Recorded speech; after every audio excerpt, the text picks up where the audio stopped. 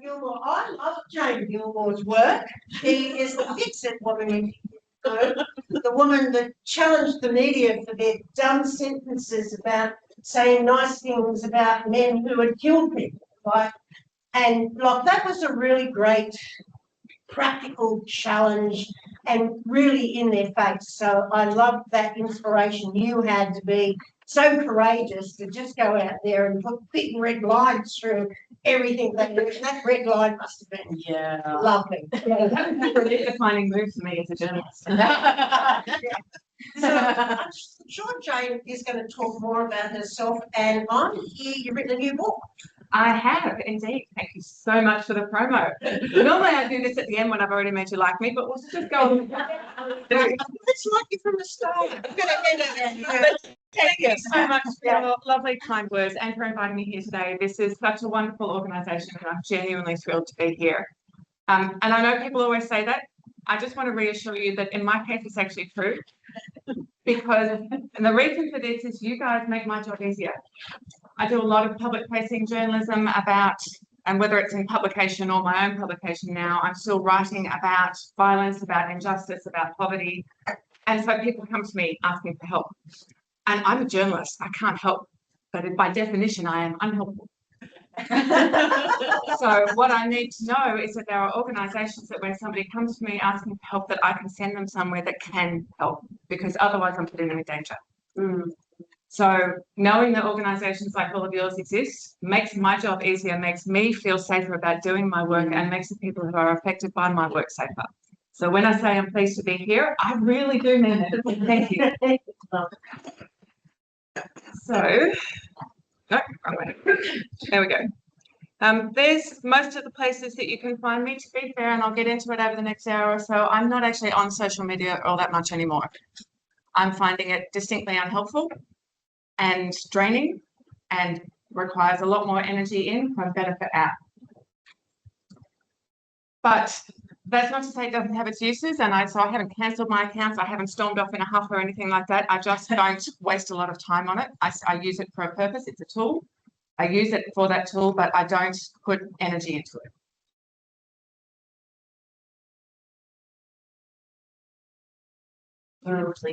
Oh yeah, we got. There we go. So this was the first ever fix that I did. This was in 2015, so it's now been 10 years since the first headline fix. There was a lot I have learned in the last 10 years since I did this. Firstly, or probably most importantly, would be sub judice contempt, which we will get into. The effect of something as simple as this on people's understanding of, you were talking before about complex ideas, the number of complex ideas in this, I didn't actually know at the time that I did it. I was on a tram and this headline popped up, and I had been writing about the way headlines were depicting violence against women. I've been writing articles about it. Just tumbleweeds and crickets. They went absolutely nowhere. This came up when I was on a tram. I did it on my phone on the tram, put it out to social media, and then called my mum. Was on the phone to mum for a while, got home, did a few things, picked up my phone to see what was going on, and it went in my hands. This just blew up, and it took me years to understand why. It's visual, which for social media is crucially important. It's not words, it's an immediate visual thing. Not only does it show simply and easily what's wrong, the red line for everybody went to school, right? We all remember those red lines for our homework. I'm dyslexic, I got a lot of those red lines. So everybody knows what the red line means. This is wrong. This is bad. This is not how you're supposed to do it. And the thing that it took me so long to understand, what that made it the most powerful, is it's also hopeful. This is what it can look like. This is when it's being done properly, when it's being done with respect for the women involved, when it's actually holding perpetrators to account. It's easy. Look how easy this is. It's actually not as easy as I make it look, by the way. These take a lot longer than you think, but it makes it look easy. The explainers that I would write with them often didn't get read. People would look at that, and that's the message they get. Social media was incredibly powerful for it. If I had just been doing this on my own and sending them out to editors, it would have done nothing. Yeah. Would have made me a laughing stock and had no effect. What this did, and just to go beyond the first one, This is just a random selection of a few that off my website. There's so many hundreds that I couldn't put them all up. If I was just sending these to editors, not only would I never work again as a journalist, which happens anyway, but that's a different story. It also wouldn't have changed anything. And just me doing it on social media with no response to it wouldn't have changed anything. It was the audience response. And it was me saying to them, do not go after the journalist. The journalist never writes their own headline. It's the publication. We want structural, systemic change. We're not interested in piling on an individual here. And because the audience trusted me and respected me, they did what I asked. And they would share it. They would email the editor. They would tag the publication, not any individual person. And we did that for 10 years, me and the audience together. Without that audience, without that support, then they started doing their own and sharing those and tagging me in it. It built a life of its own. I don't really even have to do it anymore. Partly because actually most headlines are not nearly as bad as these ones. There's the occasional one that I look at and think, oh guys, come on. But it's not like this. And some of these are only from a couple of years ago.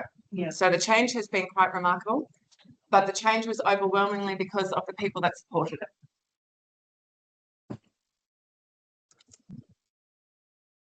This was done in 2016. It was a survey of a couple of thousand women working as journalists in Australia.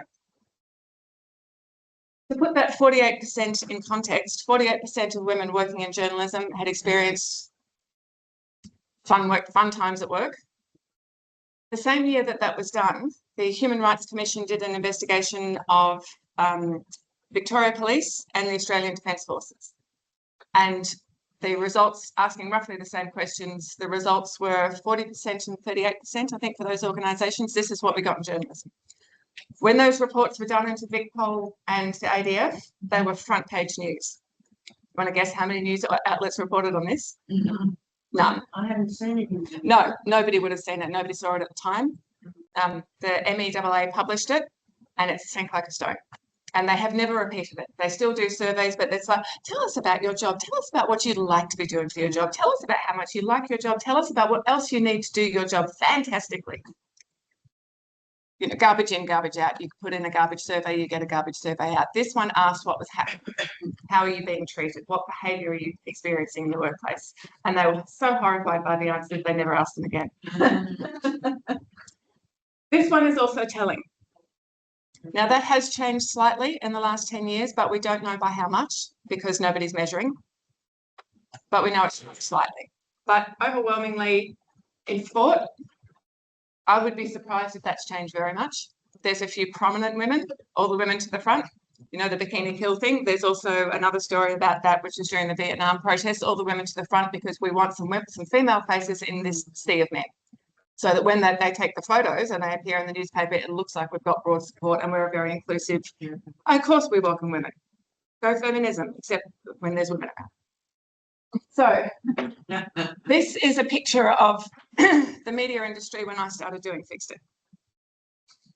Fixed It has, over the years that I've been doing it, has measurably contributed to the change in the way media reports on violence. We get a lot more reporting now on things like structural issues. So we'll get reporting on the Guardian last week, the Broken Trust report. Unfortunate name given the thing in Victoria, but they probably didn't know that. We'll come back to that one. It was rare to get reports like that back then. I think it's still not common to get them now, but it's not as uncommon, if that helps. But the general news reporting is still very formulaic.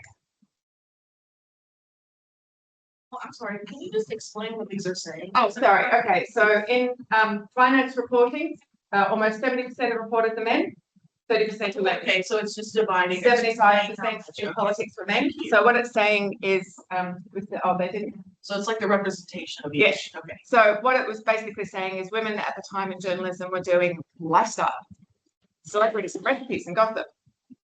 Parenting was the other big one that women journalists were allowed to do. But in the what we would call serious journalism, which is politics, sports, its own category, investigative journalism, that kind of stuff was very male dominated, and it still is. And the way that we know that now is you follow the money. So I've put the health, this is from the Australian Bureau of Statistics, and I've put the health data in there, firstly so that you know, but also as a comparison. So 78% of women working in health and social services are women, and women are paid 35%, sorry, men are paid 35% more than women overall. In media, and this does include because media is difficult to define now, there's a bit of fuzziness at the edges. But we're still looking at about 38% more, men getting paid 38% more than women.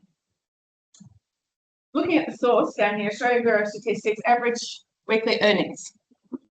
I'm just going to go out on a limb here and say that in health, men don't earn 35% more than women, they're just paid 35% more than women. Language matters.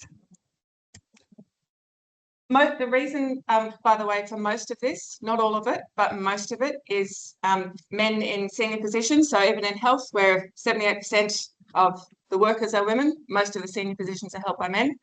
Most of the part-time positions and casual positions are held by women. That is across the board why almost the entire gender pay gap exists. If any of you are looking at this and thinking this is higher than the gender pay gap figures that we get from WGEA, the reason for that is that they are looking at full-time earnings. I don't do that because the reason women work full-time is don't work full-time and men do is because of patriarchy, and that should be counted in the gender pay gap. So that's why there's a difference in those numbers. That's the total weekly earnings, just how much everybody's getting paid, regardless of whether they're full-time, part-time, casual. That's why the gap is so big.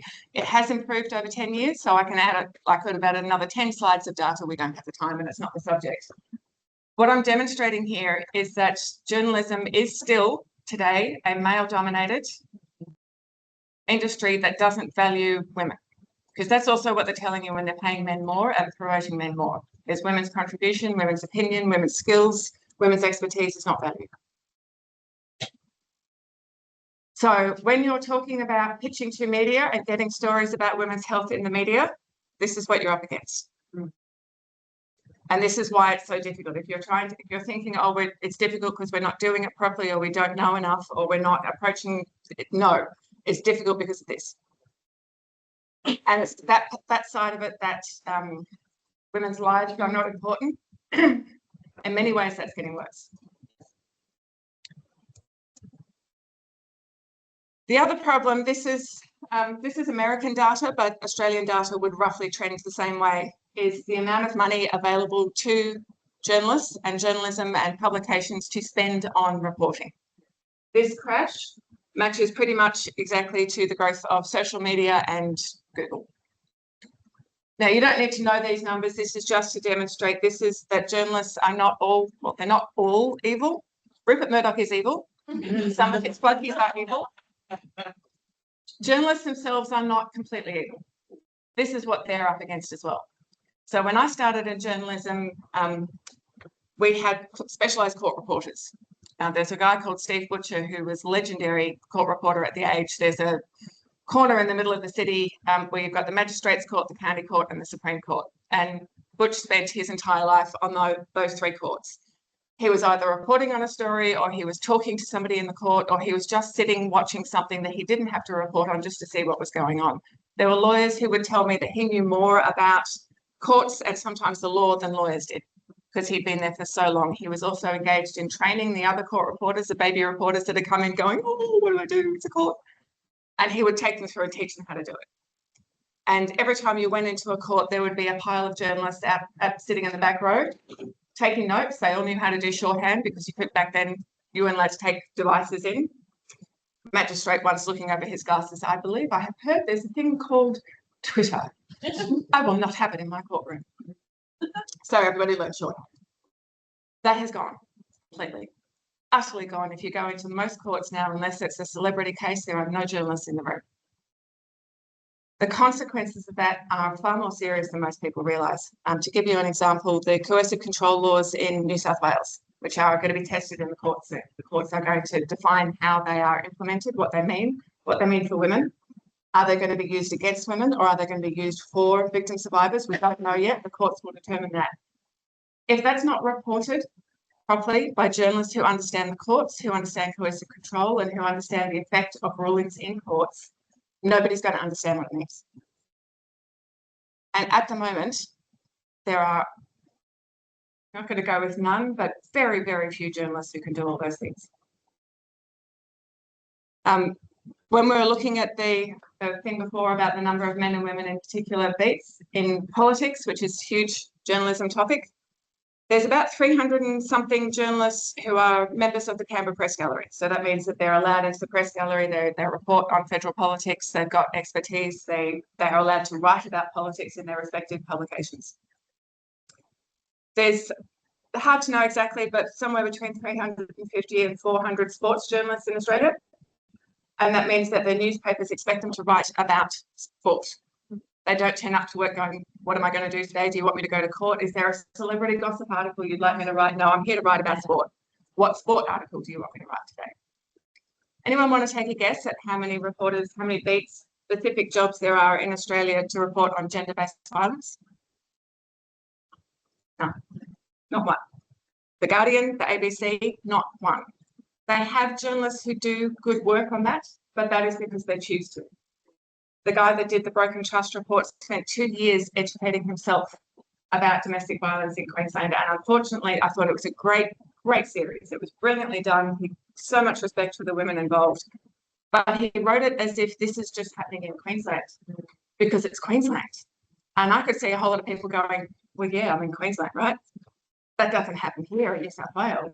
That doesn't happen in Victoria. Now, I don't have to tell you that it happens in New South Wales all the time. And you don't have to tell me that it happens in Victoria. Again, I would know that, most of you would know that, but you have to actually be neck deep, eyebrow deep in this stuff to know that. And Ben's not. He's a great journalist. He did a great job. But when he moves on and he's replaced by somebody else, that somebody else will not have his expertise. They won't be hired because they have that expertise that he learned himself. They won't be expected to have it. If they choose to have it, we get lucky. So the days when you used to be able to go and pitch to Mickey Perkins at The Age, does anyone remember Mickey? She was the specialist gender-based violence writer at The Age when I was working there. There was also Daily Life, so there's people like Clem and Celeste Liddell and me. There was half a dozen of us that were doing this kind of work regularly, and we were not told to go easy. We were not told to, oh, don't upset the men. Ease off a little bit. Some of our male readers might not like this because we were writing in the women's section, so there were no male readers. We didn't have to worry about them. And also because it was the women's section, none of the male editors ever read it. So they didn't know what we were doing. It was great until they suddenly went, hang on, why is that getting more readers than the entire Age? We'd better put a stop to it, they said, and so they did. Nice work, guys. So again, all of this is sort of going down into the bad stuff, and hopefully we're going to end on a hopeless note. But at the moment, what I'm telling you is that journalism and its ability to report accurately and with expertise on women's health issues and women's safety and women's health, which is what you do, is abysmal. They don't have the time, they don't have the expertise, they don't have the experts, they don't have the understanding that says that it's necessary, that it's useful, that it has a wide audience. They believe that if they say too much about women, then in the comments section will be all these men going, but what about men? And you know why they think that? Because it's true. And we all know that. Which leads me to which always looks like this. Every time. Don't have emotions. Or hormones, apparently.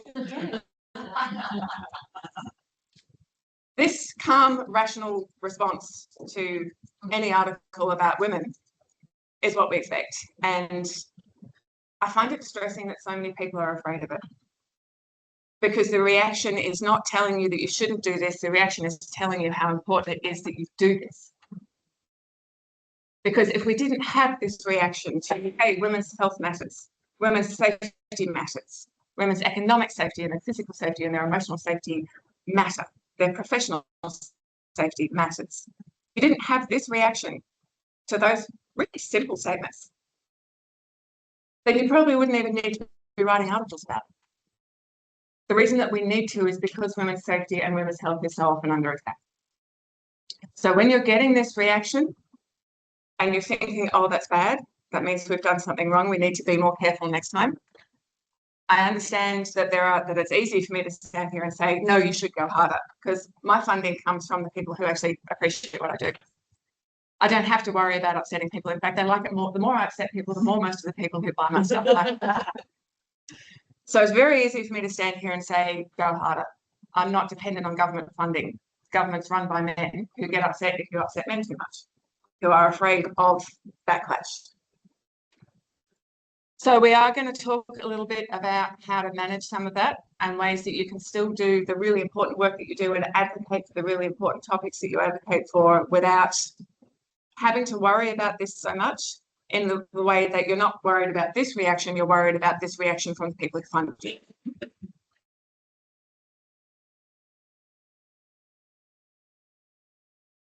So one of the things that I am going to talk to you about more over the next hour and a half is, what are the options if journalism is not able to help you in the way that it used to be able to, in the way that it actually has a public responsibility to do, but probably can't? Then what do? How do you get those stories out? How do you get that information out? How do you tell people the difference between the morning after pill and IU486? How do you get young women to know that? Because it's really important that they know that. I can remember when I was at school, one of my friends telling me that if you smoked menthol cigarettes, you couldn't get pregnant. So that was when we found out how you get an abortion in Victoria back in the 80s. Now, that information was incredibly difficult to get back then. We were lucky that a friend of a friend had a really good doctor that we went to, and she guided us through it. But that was just the gossip network was what got us there. There was no publicly available, certainly not that we could find publicly available information for teenage girls back then. That's changed now. So the teenage girls who get pregnant now immediately know to go looking to Google, to TikTok, to somewhere. They will find some information that will send them hopefully to the right place, but they may also find information that will send them somewhere really dangerous. And we have no control over that. So the things that we need to be able to do when we're putting that information out is understand where the people that we're trying to reach find their information. So if we're thinking about, do we get an article on the ABC? Well, yes, that's an important and useful thing to do, but how many 15-year-old girls are finding their information on the ABC? I'm going to go ahead and guess 3. We can get articles published in the Herald Sun and in legacy media, and their parents and their grandparents might know, and if those 15-year-old girls have a good relationship with adults in the family, they might be able to get that information from them. If that's the case, it's crucial those adults in the family have that information. So I'm not saying that there's no use at all in the ABC or the Herald Sun. Or you guys have got the Daily Telly, haven't you? But there are other sources of information, other places they will get that information, and you have collectively an incredible power to provide it. Because the thing that you have that, well, the Daily Telly certainly doesn't have, the ABC has a little bit. Collectively, what you have is a reputation for integrity. And that is worth its weight in more than gold, even with how priced gold is at the moment. Because it means that when people find information from you, when it comes from you, they can trust it. What I was talking about before with the reason that Fixed It worked is because people trust me. And I take that so seriously. If I ever did anything to devalue that trust, all of my work is undermined. Everything I do. If I was ever caught out in a lie or a mistake that I wouldn't admit, who would trust me then? And so then when I come out and say, hey, this thing is happening and it's really important that you understand it, nobody's going to listen. I'm not going to get invited to do things like this if I'm not trustworthy. So I guard that. If I make a mistake, I say so. And I do, because everybody makes mistakes. It is not possible to run a life at all without making mistakes. And what I found in doing that is that when you make a mistake and you own it, and you say, oh, hang on, I got this wrong. Here's what the information actually is. I didn't know at the time. Either I didn't check properly or the information wasn't available or I just didn't see it. Here's the actual information. People will trust you more, not less. If you try and hide it, if you don't admit to it, if you obfuscate and try and cover it up, then people think, well, is that what you're doing now? But if they know that you will say, I got this wrong, here's the actual information, now you can trust this, and here's why you should trust this. These things here are also, when you're putting out information yourself, and I'm going to tie all this together soon and why I think that's necessary. These are 4 things that legally I have got myself into trouble on. Tick, tick, tick, yes, every single one of those. The defamation risk. That was that very first one where I said the selfie led to the stabbing murder. At that point, he'd only been charged. He's now been convicted twice. So he went through the first trial, was convicted. He stabbed her 21 times in self-defense, he said. He was convicted, he appealed, he won his appeal, he got another trial, he was convicted again, and he's now in prison for life. None of that had happened when I redid that headline. But he was clearly looking for any excuse for a mistrial, any excuse for anything, for any claim against what had happened in court, and I gave him one. I didn't know that at the time because I didn't understand that was sub judice contempt. I didn't understand that. Basically, it means that if anything is before the courts, any matter at all is before the courts, and you say anything that could sway sympathy to one side or the other, or imply that you know something about one side or the other, or that somebody is guilty or not guilty before the court has had a chance to determine it, that's sub judice contempt. It does also include things like if somebody, so there's a really tragic case in Victoria recently where a child had been killed, not murdered, but killed by an accident.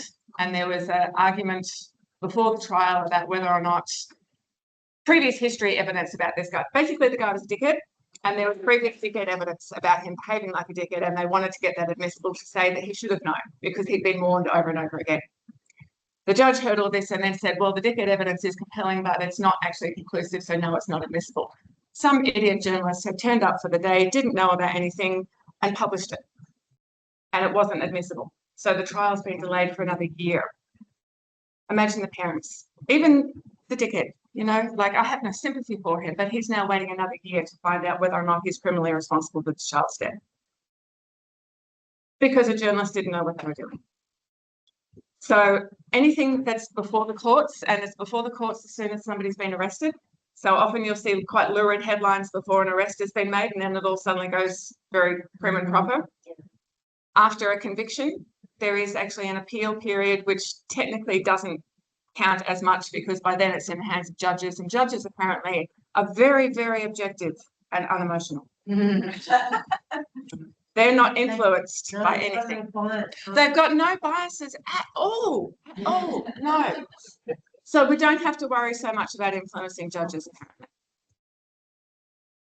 apparently. Defamation is tricky because there's different laws in different states, and it is often used by people with money as a weapon against people who don't have money, and that would include most of the not-for-profit organisations in this room, because you are not in the business of running legal cases. And I mean, I'm not a lawyer, so by the way, I am not a lawyer. This is not legal advice. This is just my experience. Please, if you have any questions about anything, do not ask a journalist. They don't understand this stuff. Defamation, when it's done properly, is you can't say something about somebody that's not true to their detriment. I can't say that somebody's been abusing children when they haven't, because that's a horrible thing to say and it can do them real harm, and I've got no evidence that it's true. Defamation law, the way it actually works in the real world, is often used to silence women. It's used to silence not-for-profit organisations. It's used by a weapon, used as a weapon. You do need to be careful of it because of that. But again, it's so case specific. The only thing I can say is if you have any doubts, find a lawyer who will do pro bono work. And there are, particularly in New South Wales, areas like that. I think we've got the Women's Legal Service in Victoria. You've got something like that here, haven't you? Yeah. So they would be able to help you. They would be the people to talk to about it. Privacy and copyright are also, I've run afoul of both of those. Apparently, if a man has killed his children, you can't invade his privacy because that's bad. And copyright was just a matter of I had forgotten to include a link. So it looked like I was saying that something was mine. when I meant to say, look at this amazing research and went, look at this amazing research that I did, here's the conclusion of it, just because I've forgotten to include a link and it looks like you're trying to claim credit for somebody else's work, which was appalling and embarrassing, and I shouldn't have done it, but like I said, mistakes happen. These are all things to think about when you're putting out information for people, but if you're just putting out information about this is what the morning after pill does and this is what RU486 does and these are the different circumstances under which you would take them both, most of these are not going to be a risk. Where you run into a risk is if you're putting a survivor story in, if you're putting an actual person, suddenly all these risks pop up. So the only thing I can say is Women's Legal Service is the people to talk to.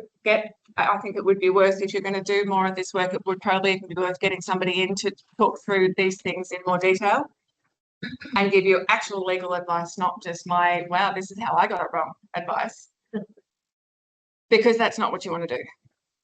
So the reason that I'm talking to you about all of these things, which should actually be a journalist problem, not yours. You should be the source for the article that takes on all these risks, not the person taking on all these risks.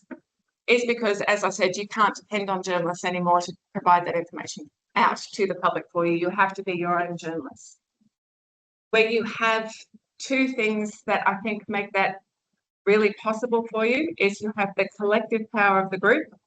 No one single organisation out there on its own going, hey, we're going to do all the comms on this and swinging without a net. You have a collective wisdom and a collective space where you can all lean on each other, use the power that you have of the numbers behind you to share, and the connections that you all have. And I don't necessarily mean by, oh, you should start your own blog, because this is not 2009. I'm talking about things like the conversation. You all know the conversation? There would absolutely have to be in this room people who have connections to academics and universities co-writing articles for the conversation, because the conversation publication model means that anybody who wants to republish it can.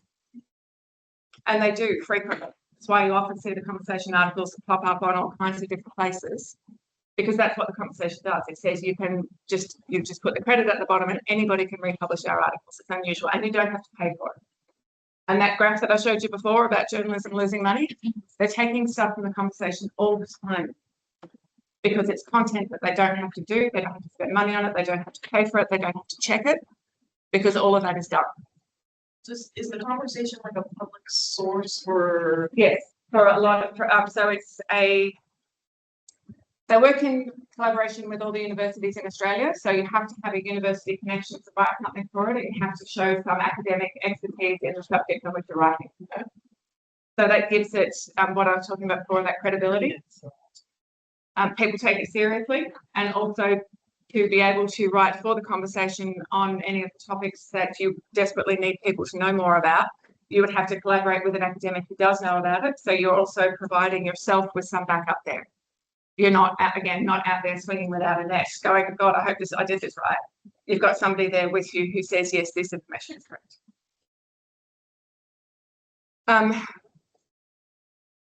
I think it's also important to be aware of the amount of information that you're putting out yourselves on your own channels.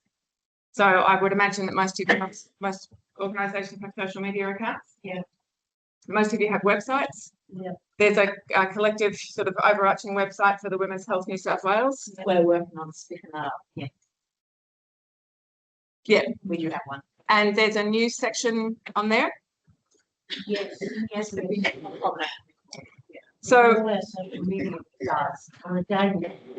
We don't have a news. Like that's No. not a dedicated feed, but the new website will have one. So when the new website has one of the things that you could think about doing would be taking the conversation model for the new website. So putting directly on the website, anything published on here can be published by anybody with attribution. So it can't be edited. So the conditions are you can't change it, you can't edit it, and you have to attribute it and link back to the site. So what you're doing there is you're providing content that you know is accurate, that is done ethically. Again, these things are the things you have to worry about, that gives the information that you want given properly, and then becomes available to anyone. And then what you're doing is you're not going to an individual journalist pleading with them to write a story about endometriosis. You're going to an editor saying, hey, this is available. Do you want to republish it? Here it is. Do you want to do your own story on it? Because we have all these other sources if you do, but if you just want a story on this, here it is. So sending press releases out suddenly becomes, instead of, hey, here's some work for you to do, editor, it's, hey, here's some work you don't have to do. And believe me, I've been an editor a number of times. When you get those emails, you're like, yes, go. Because that's suddenly 3 hours out of my day that I can do something else with. It's incredibly powerful, and the conversation really tapped into it and is doing very well out of it. Their funding is complicated, and the reason that a lot of people don't do it is because it does take time and it takes expertise in a lot of different things, and we'll get into that as well. Which I understand, and most of you are not in the business of being journalists. But at the same time, talking about how crucial it is to get information out to the people who need to hear about all this stuff and who have no other way of knowing about it. I could wish that I can wave a magic wand over journalism whose responsibility it is to do this and say, well, they're fixed now, they can do it for you. But the truth is they can't. So the only option that I can come to is that you have to become the people who do that yourselves. So what I thought I would do in the second half of this is just talk through some of the basics of how to do that reasonably easily and reasonably effectively. I'm not here to teach you all how to be journalists because I can't do that in 2 hours. And you don't need it. You don't need to be going out finding stories. You don't need to be interviewing hostile witnesses. You don't need to be getting information that people are trying to hide from you. You have a very specific role that you're trying to fulfill, which is providing information directly to the people who need it. That's a very different thing. And the opportunities that you have to do it are already laid out for you. So it's just about a little bit of how to tell those stories properly, how to get those contacts. And then it's just being able to go to the places where you think that audience will be, or you think that that audience's audience will be. So those 15-year-old girls, not just where are they, where's their mum, where's their teacher, where's their counsellor, where's their aunts and uncles. As you pointed out just before, I have written a new book. It's called It Takes a Village to Teach Your Children About Consent. Because this idea that parents are the only ones who can teach children is so dangerous and so unfair. I mean, when my kids were teens, if I was responsible for everything that they had to learn about how to keep themselves and each other safe, I mean, none of them would be alive right now. But I was very lucky. I had the village, had the family, and most of them were family of choice, not family of origin, but I had the family. I had all those people my age, particularly the men when it came to my son, and I know we're supposed to say, oh, boys should listen to women, and they should, and they do. But there are some things that they need to hear from other men. Without that village, children are not going to be okay. They're not going to learn the things they need to learn. Teens are not going to get the help that they need. And so we have to educate the village. And that is not just about parents. Of course, parents need to know this. But to put that responsibility on parents says that you are responsible if they don't know it. Now, if I had tried to talk to my 14-year-old son about porn at the time, his head would have fallen off. I would have had to glue him to a chair. And even then he'd be like, no. So I got one of my male friends to do it.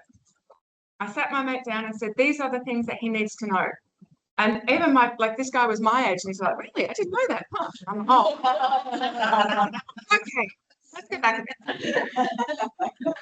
But I made sure he had all the information that I wanted my son to have. This is what the profit motive is. This is how much money it makes. This is how it makes money. This is why it presents the content that it does. This is how the porn algorithms work. Yes, it's exactly the same as Instagram. Now, please go and tell him all of that.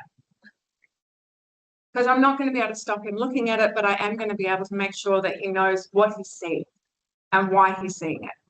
And that might have an effect. And they ended up talking about it for hours. If I tried, he would have run out of the room at the first mention of it. So you need the village. So when you're educating people, it's not just about thinking about, we need 15-year-old girls to know this. It's thinking about, where do 15-year-old girls get their information? And it's, yes, TikTok, but other places too. And do not underestimate the power of the village in those 15-year-old girls' lives. and 15-year-old boys and 15-year-old non-binary kids. They have and want far more information from the adults in their lives than we give them credit for, and they take it more seriously than we believe. We always think, oh, they're just rolling their eyes so far back they can see their own brains and they don't listen to anything that we say. And they certainly give a good impression of that. But my kids are in their 20s now. And when I talk to them about the things that I did tell them or the things that I made sure they knew, they would talk about how important it was that they had my friend Matt talking to my son about porn. How important it was to be able to do that. I remember when I was a teenager and my father's cousin became the closest person to me after my mother. So much information. Oh, mum's not tired, she's depressed. Tell me about depression. And I learned all about that when I was 13 from this cousin. And it was invaluable to me to be able to recognize the symptoms of depression, to be able to understand what PMT was. Oh, is that why I get like that? Right, okay. Chocolate does help. Good to know. Very important. So keep those things in mind, because I think too many people do this, oh, we're trying to reach the young people, we have to be on TikTok. We've got 15 seconds to provide really complicated information. True. But not your only way in. And there are only a certain amount of things that people like us can do to reach 15-year-olds where they're not going, oh my God, will you just stop? Old people don't do it like that. You're doing it wrong. Whereas if you're actually providing information in your own voice, when you're being authentic to yourself, they will take you seriously. They don't want you to be 15. They've got plenty of other 15-year-olds around them. They want you to be the adult.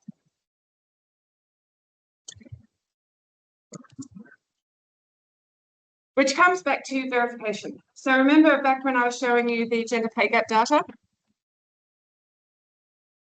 And I pointed out the source at the bottom, the Australian Bureau of Statistics, and part of it was for the laugh about the earned, that men earn so much more than women. It's also to show you that this is where I'm getting the data from. That I'm not just making this up, that I've taken this from a source that most people would recognise as reliable, Australian Bureau of Statistics. I can stand here and make all kinds of claims to you about money, about gender, about journalism, about what works and what doesn't. And most of it, you'll probably trust me because you know me, you know my work, you know that I have spent a lot of time making sure that my work is credible. But if I didn't give any verification, if I didn't say this is where I got this information, if it was just a graph all the time and nothing to say this is where it comes from, at some point somebody's going to be saying, well, how do you know? All these claims you're making, how do you know? And verification is very easy. You don't have to spend a lot of time on it. Like that story I told you about where I linked or didn't link to the research. A link through to research. This is where I got this information. This is how I know that this is true. These are the other people who think so. And when you go from a reliable source like the Australian Bureau of Statistics, like a peer-reviewed academic journal, even if I don't have access to the paper to be able to read it, I can see that it's a peer-reviewed journal. That it's not going to be published if there's not at least some validation in it. If it's recommended by the Royal Children's Hospital, the Royal Melbourne Hospital, the Royal Alfred Hospital, then yes, it's going to have some verification. If there are other people that are also using a technique or providing information, if it's internationally acceptable, if there are other credible people who are giving the information that you are giving, if you link to it, you're proving over and over again, firstly, that you're checking this stuff, that you know it, because of course you do, because you're experts in your field. You're making sure that you know it, you're making sure that other people know that you know it, you're demonstrating your expertise and you're verifying what you're saying, you're making yourself credible and trustworthy. And you're not making a big song and dance about it. Look how trustworthy I am. Let me show you. Here's my CV. Here's my list of credibility. No, just here's the link. Every time I say something, here's the link to prove that it's true. After a while, people stop clicking on it. And I've noticed that with the stuff that I publish, because sometimes you can check how many people are clicking on the links. Very few people do now, which I take as a great compliment, but it doesn't mean I stop doing it. Apart from anything else, I want to know that what I'm saying is true. I want to make sure that I am keeping up with the research, that I'm not missing something, that somebody hasn't learned something more about the subject that I'm talking about. And I want to make sure if they have, that I know about it. Is it reliable? Is it accurate? Do I think it's believable? If it's making a huge change in what we know, then how are they getting to that change? The Australian Childhood Maltreatment Study, you all know about that one, was shattering. And we all knew that the estimates of child abuse were underestimated. I think a lot of people were horrified by how much that study showed they were underestimated. And that's still an underestimation, because there will still be people who just can't talk about it to a stranger or to anyone. And even with that, the results they were finding were horrifying. But when you go through how they got those results, that they spent years and years and years on the questions. What questions do we ask? How do we ask those questions? We're asking questions about behaviour, not memory. We're asking questions about something that actually happened, not a term. We're not asking about have you ever been sexually abused, because what that means to different people is very difficult to define. Did this happen to you? Did that happen to you? Did you see this? Did you see that? They did it ethically, they did it safely. They put so much work into making sure that everybody that answered those questions was looked after and was not just left swinging to deal with the trauma that answering those questions raised. It was an enormous effort. And the fact that they did it so ethically, that they put so much time and so much effort into making sure it was done properly and safely, makes it even more credible. And not many people know the level of detail of that, because not many people go digging around in that kind of stuff to find out. I've done some of it. I've also heard from other people that I trust of their investigations of it. Over and over again, what I've heard is that it is reliable. Some parts of it more so than others. There's always problems in any kind of research, but it's reliable information. But because it was such a change from what the data that we had, the number of people that were looking at it going, well, why are your results so different? And because they could explain it, it was believable, horrifying, and galvanizing. So that verification operates on a number of different levels. And it's really important to make sure that whatever you're using as verification is actually trustworthy. So if I'm writing an article, say about stillbirth, which is a serious health issue for women, for anybody who gives birth, I'm not going to be referencing some guy on YouTube. I'm going to be talking to doctors who deal with people who are suffering from a stillbirth. I'm going to be talking to their families. I'm going to be talking to all the other health professionals available. I'm going to be talking to the academics who research on how it happens, why it happens, and what medical science we do about it. Then I'm going to take all that information and go, what is the information that people need to know? And how can I tell them that this information is valuable and trustworthy? And what else do they need to know that I don't know? And the one thing that I would always include in that, which I'm sure you would do, but I'm just going to mention it as well, is where do I go from here? Whether it's just a single social media tile or a 5,000 word article, at some point somebody's going to go, oh, the things I write about every time. Where do they go if they have that reaction and don't know what to do with it? So helplines, I know not all of them are ideal, but helpline information is crucial. Pretty good. Except for Offline. Highly recommend. and I do. Karen runs a very tight ship. Very touchy. Very tight ship. So that's really back. But also we're not after perfection, right? Because no service is perfect. Absolutely no service is perfect. And I can tell you bad stories about every single service available to Australians in the country. Somebody's got a negative story. What I can tell you overall is that if somebody's going to call a service that's had some slightly problematic history, it is better that they call. Most of the time, it is better that they call, because the chances are they will get at least some kind of help. It's very unlikely that if you call a service that's offered to domestic violence victim survivors or rape crisis centres or homelessness centres, it's very unlikely, well, it's not very unlikely, it's less likely that they're going to get a really problematic response. They may not get an entirely helpful one every time, but they're not going to get, usually not going to get something really awful. And if they do, that kind of thing would be either unusual or it's typical, and that service gets shut down pretty quickly. Certainly now in Victoria, say the homelessness services, there's a lot of complaints about them. And that's not because they're doing a bad job or they don't care. It's there's no homes. There's nowhere for people to go. Extend that through to family violence, So apart from full stop, even if the services are a bit problematic, they're still better than not leaving anyone anywhere to go. Of which they're not Karen. Yeah. We all have that today, right? We're due to go to morning tea in 15 minutes, is that right? It's up to you. Up to you. Well, I just wanted to, I've been talking non-stop for a while now. Does anyone have any questions?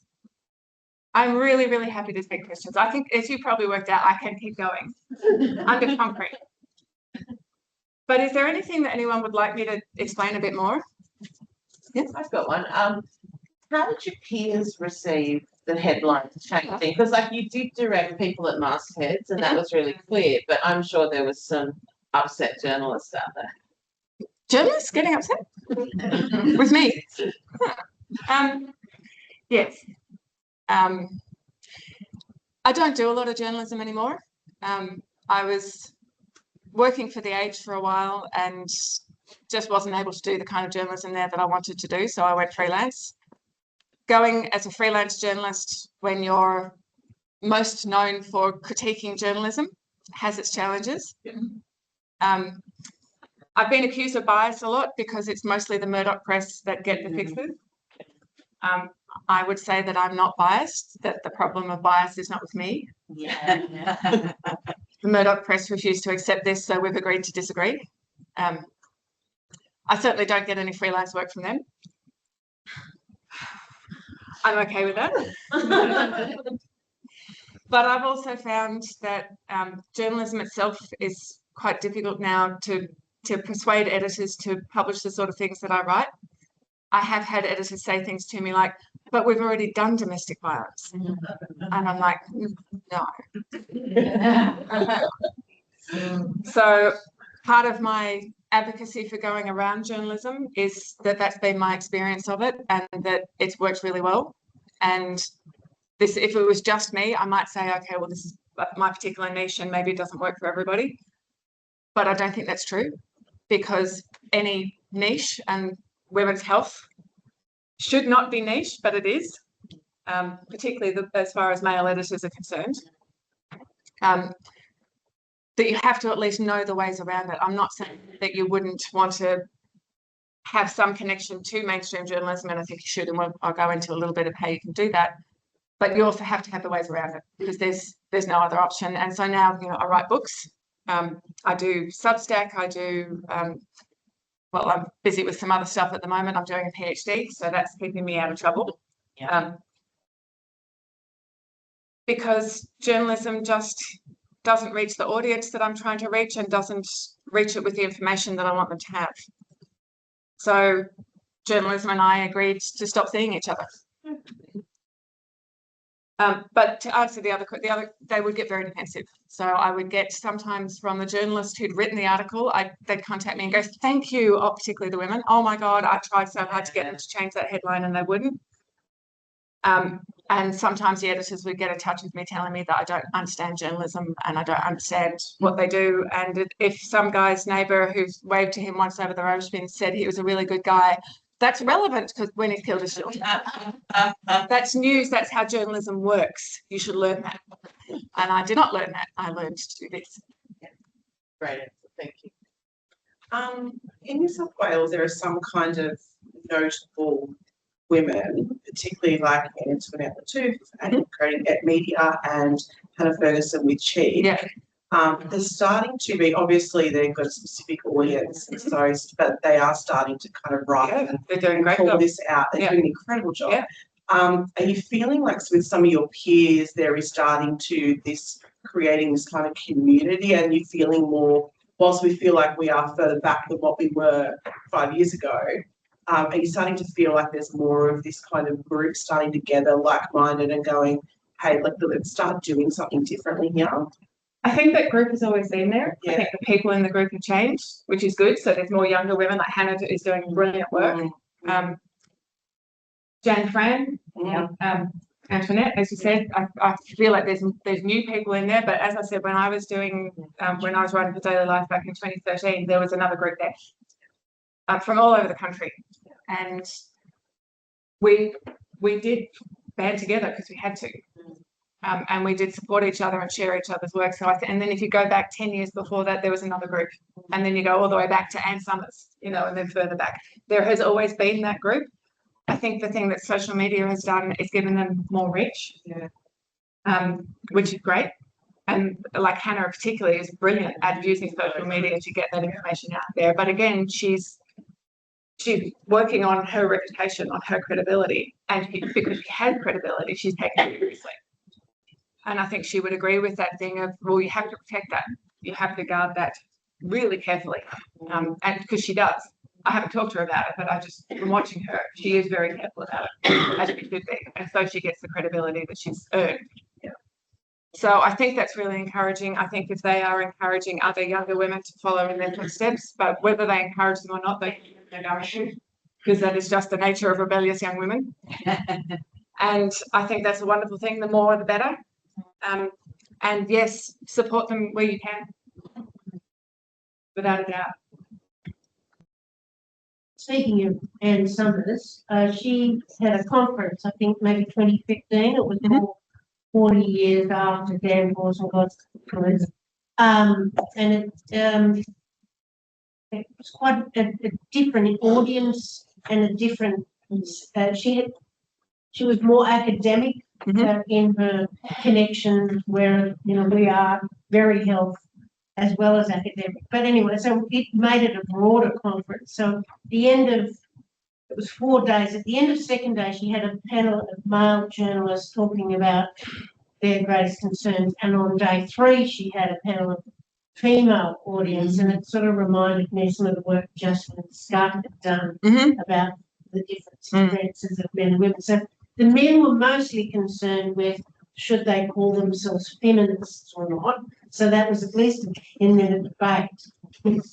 The women were concerned with how to deal with the number of volunteers it takes to clear the violence of their communication channels, so that all of them wouldn't go into nightmares all the time. So the men were afraid they'd be laughed at and the women were afraid they'd be killed? Yeah. And actually, Jocelyn Scott said that years earlier, that, the view thing.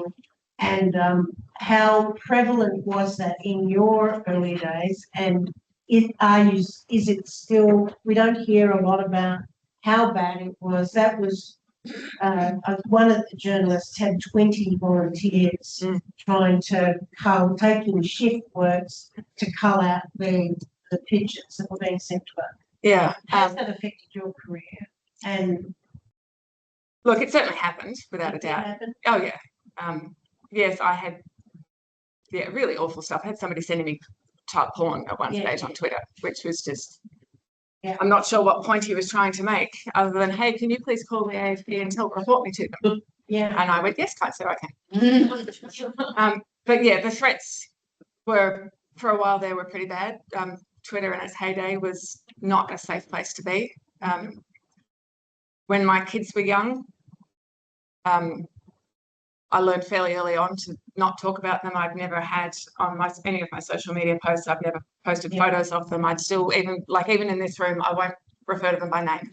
And they're adults now. It's just the habit is so strong. I will talk about my son and my daughter, but I don't go any further than that. They've got a different surname to me, so they were difficult to find. But before I learned that lesson, I did mention my daughter when she was 7 and had a rash of rape threats against her as a means of trying to silence me. Because their threats against me didn't work. I've tried to understand why for a long time, and I honestly can't give a reason, but they didn't get to me. The threats against me, they weren't fun, but it didn't traumatize me. It didn't frighten me. They annoyed me. The time it would take to clear them out. Some of them made me laugh. the one that told me I was nothing but a communist in panties is still one of my favourite ones. The only thing about that I'm really upset about is that I can't sing, so I can't form a band and call it communists in panties.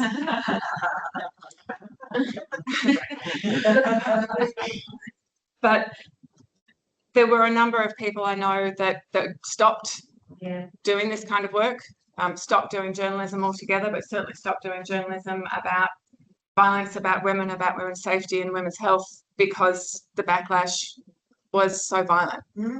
And that it was awful. It was a terrible loss to everybody and to them. I know that I've been part of the teams cleaning stuff out. I'm very, very white, but I've been cleaning out some of the responses to women of colour. And I mean, yes, of course, I can always say racism is bad, but I've never experienced racism, so I actually don't know how bad it is. But seeing some of the things that were sent to some of my colleagues, women of colour, was just, I mean, I'm mostly almost 20 years a journalist, so I'm pretty much unshockable. But I was just horrified and sickened by it. It was so visceral and so angry, and the hatred, it was vicious. And I mean, I've had my share of vicious hatred, but this extra edge to it when it's directed at women of colour was sickening. So I can't say that I'm glad, because I'm not, but I'm glad that I know, because I would never have seen that otherwise. I've never experienced it, so I would never have seen what that was like. I don't get it so much anymore because the grey hair, it's almost like a strategic move. It was during COVID, Melbourne's very long lockdowns, and you couldn't get to a hairdresser for years and years. And then I was like, oh, I don't have to go to a hairdresser every 3 weeks anymore. Excellent. So I just cut it all off and went grey. And now, of course, men think I don't exist. So, which is great, because all this stuff I no longer have to worry about. Excellent. Until they suddenly go, oh, hang on, you're old. Why are you still talking? And so now I get ageist hatred. When I was younger and they thought that I was still sexually available, then I would get that kind of hatred. When I had kids, then I'm supposed to be a mother, and why aren't you at home looking at what are you doing to your son? All this kind of stuff. So they pick what they can to attack you.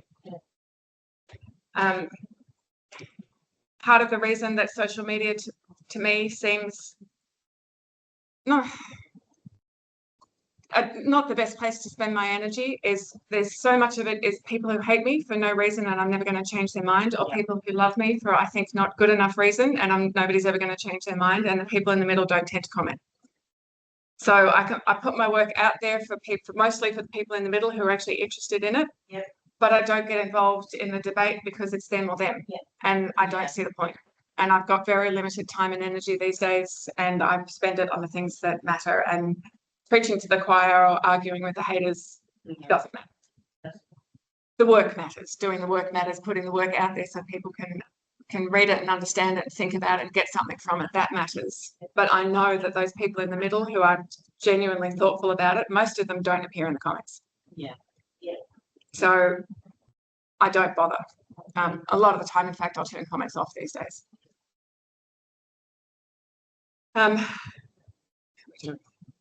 right, so the other thing that I'm going to do now, normally I do this at the end, but I just realised this morning when I was checking the schedule that I'm going to have to bolt out of here to get to my plane in time. Normally at the end of the session, I do something that makes me really uncomfortable, which is why I make myself do it every time.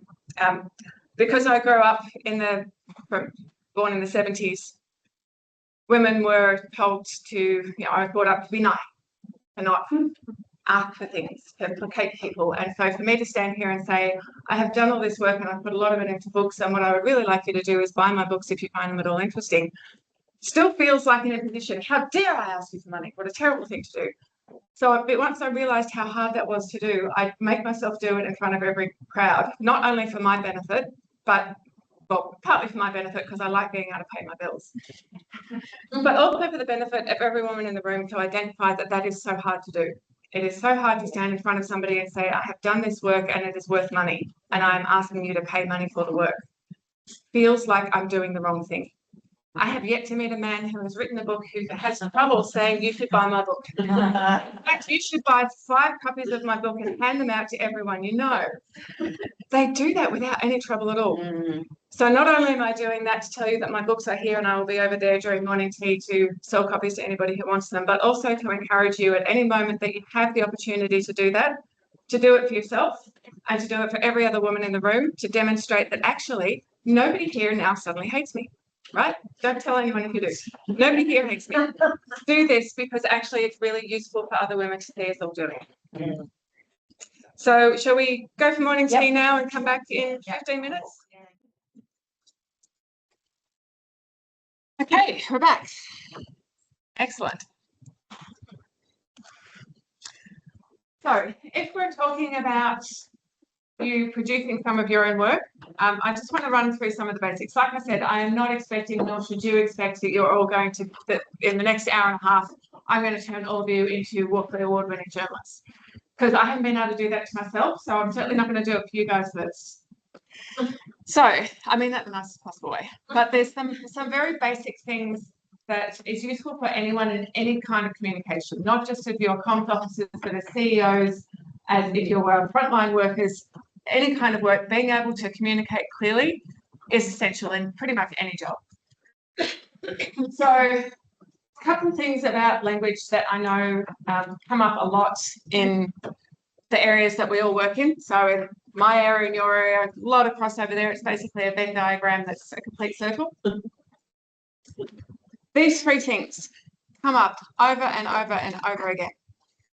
Active versus passive voice, and I'll show you a demonstration of that makes it easier in a minute. Jargon. Oh yeah, let's start. Yeah. Semantic saturation, which is jargon for repeating words over and over and over again until they lose meaning. Yes. When you're communicating, particularly when you're storytelling, if you're using any of these things, you are losing your audience immediately. We're talking about the journalism used to talk about proximity, that 1 death in the street outside is news, 10 deaths in Melbourne is news in Sydney, 100 deaths in Japan is news. But they're talking about geographical proximity. I'm talking about emotional proximity. When you feel close to a story, basically when it's relatable. And these 3 things put you on the other side of the world in emotional proximity. So to explain what they look like, the active voice is basic sentence structure. So this is taken from, a lot of you would have seen Jackson Katz's video. It was a talk that he did 2014, I think. Worth looking it up on YouTube about the way people talk about men's violence against women. Sorry, what was his name again? Jackson Katz, K-A-T-Z.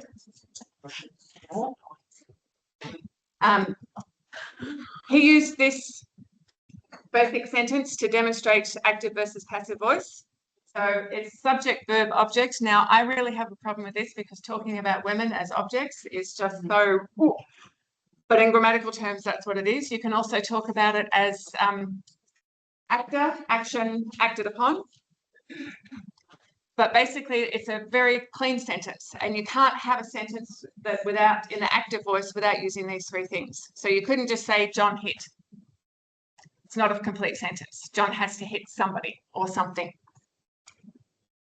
In the passive voice, Mary was hit by John. So it reverses the order, object, verb, subject.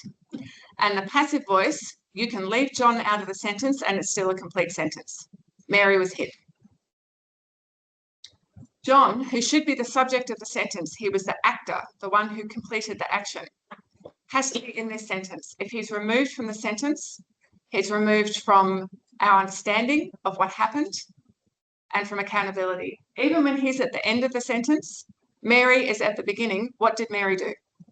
Why was Mary hit by John? Mary is the reason for the sentence. We're immediately questioning Mary when we should be questioning John.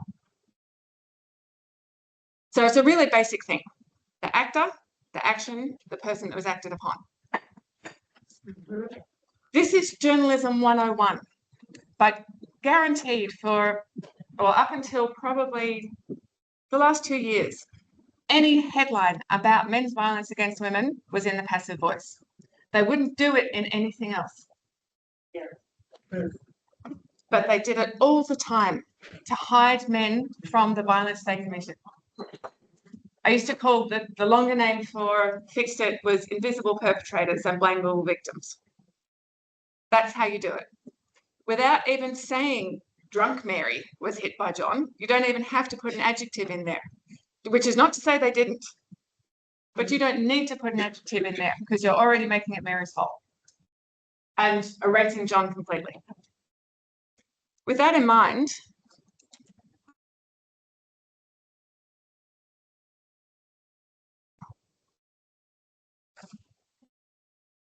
these are all sentences taken from major reports issued by organisations, and I'm sorry to say it, probably very much like yours.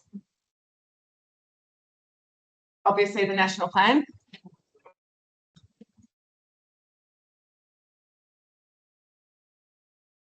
Does anyone notice the word that I've added? Ends violence. That's not in the title of the report. Now, I know that if it was in the title of the report, that backlash image that I had before, screaming man babies all over the country.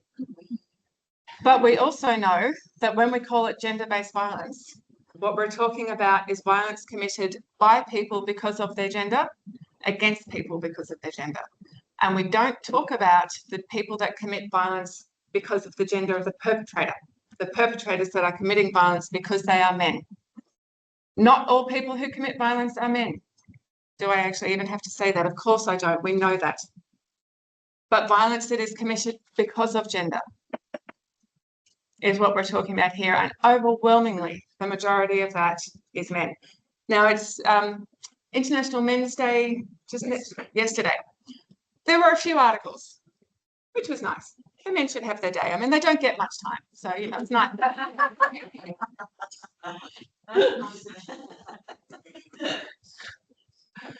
I did not see a single woman demanding to know when International Women's Day was. I did not see in the articles about men's mental health or men's physical health a single woman demanding to know, well, where's all the research on breast cancer if we're going to talk about prostate cancer? Why are we talking about prostate cancer when so many women are dying of breast cancer? I didn't see one anywhere. And I know because I looked and I look every year and there are never any women doing that, ever. Should But- we start?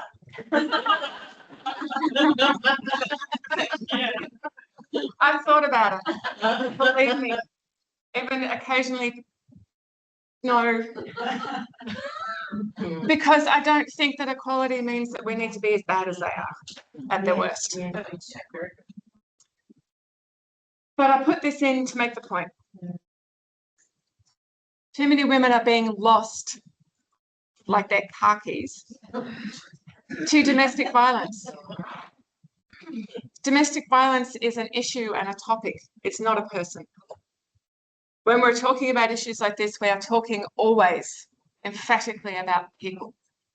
When we're talking about the structural issues that enable it, that's a different thing. But when we're talking about people, we're talking about women being lost, women being killed, women being so utterly disintegrated that they can't participate in the life they should have had. We're talking about people. And I mean, people get lost. I get lost on my way back to the car regularly. You don't get lost to domestic violence. So when we think about the words that we use, when we think about the difference between being paid and what you earn, when we think about the difference between being killed and being lost, think about that emotional proximity. How far away is the woman who was lost and how close is the woman who was killed? Victim survivors must be believed. By who? By me. I have that responsibility. By you. By police. By courts. By judges. By media. By people. By their family. Without that subject on the end of that sentence, nobody has responsibility for that.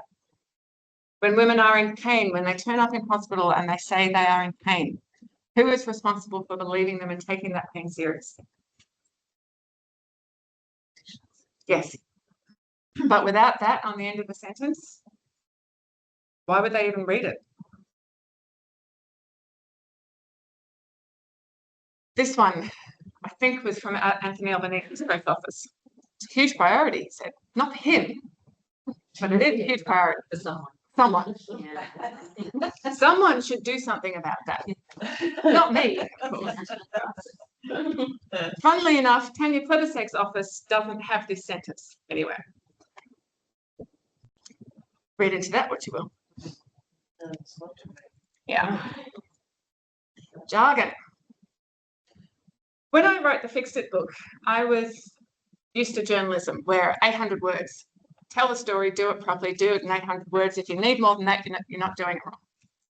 So then I started doing the Fixed It thing, and somebody said, you should write a book about that. And I went, yeah, that's funny.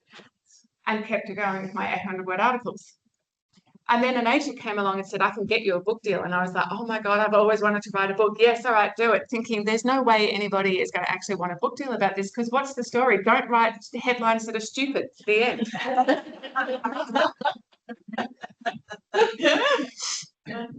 And I honestly did not think anybody would be interested in an entire book about this. And then she came back to me and said, Penguin wants to publish it. And I was like, what? Okay, and they're going to give you some money. I'm like, seriously? No. And so I got all excited, and I signed it, and it was photos, and it was great. And then I went, now I have to write it. 80,000 words, you what? 80,000 words, I don't write stupid headlines at the end. How do you do that? And I was so lost. I didn't know what to do. And I was writing all this stuff that when people don't know why they're writing or what they're writing or how to write it, you do really bad writing. Lots of justification for why I should be writing this, but not actually sure what I was writing about. Lots of evidence that I'm the right person to write this thing that I don't know what it is. It was awful. And I'm not just saying that to be modest. I mean, it was actually awful. So I went to my journalism teacher, it's a woman called Margaret Simons, who's amazing, and explained this problem to her and showed her what I was writing. And she was like, yeah, that's really bad. Yep. She said, your problem is you've lost your audience. You don't know who you're writing for. Once you work out who you're writing for, then you'll know what you want to tell them. And so she made me think of an actual person. Who is the person that you know that you want to read this book, and what do you want them to know? And so I thought about this for a while, and the person I came up with was Dave's mum. A friend of mine called David. There was a wine bar just next door, literally next door to my flat.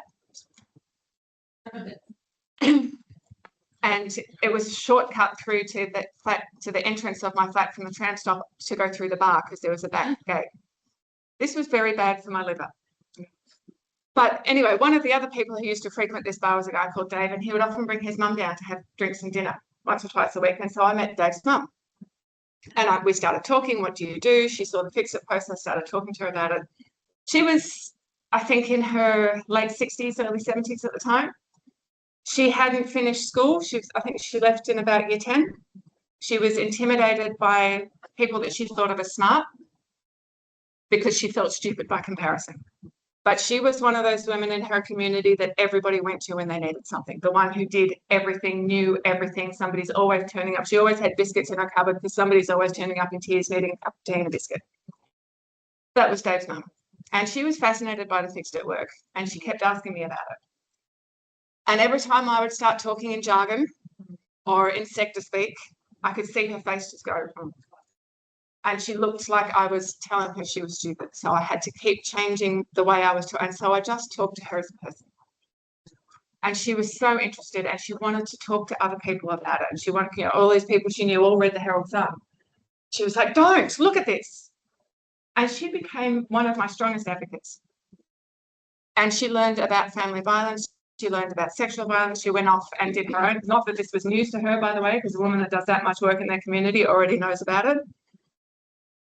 She went off and learned so much on her own. And Dave would sit there. You'll all have noticed that I've referred to her so far as Dave's mum, defining a woman by her relationship to a man. That's the sort of thing you would expect from me, right? The reason I do that is because her name was Margaret, by the way. She was wonderful, and I still do adore her. Reaching Margaret gave me an in to a whole world that I had no way of reaching. They were not following me on social media. They were not interested in Fixed It. Even if they were, they wouldn't have cared. But by reaching Dave's mum, because she was Dave's mum, I reached not only her community, I reached his. Because Dave and I knew each other, but he thought that feminism was a bit stupid and I was a bit of an idiot. The sentiments were pretty much returned, but Margaret was lovely, so we just agreed to tolerate each other. But Dave would sit there and listen to me talk to his mother and the questions that she asked. And over the years of those conversations, Dave almost never said anything. I asked him once if he was interested, and he said, well, I don't know anybody who's ever been the victim of domestic violence. And I'm like, I said, do you think you know anybody who's ever done it? And he was like, no, how dare you even ask? I'm like, sure. Okay. Years later, Dave suddenly knew a whole lot of women who had been through this, and he even knew some men who'd done it. They were the same people. But because he'd been listening to his mum and the conversation she had with me and then the conversation she had with other people, because they were very close, Dave started to learn things. And then Dave's friends started to learn things. And their families started to learn things. And just from those two people, the reach was incredible.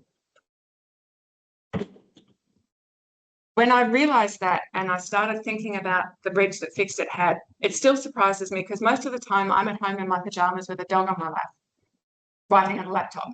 Like, that's my life. I don't see people like this.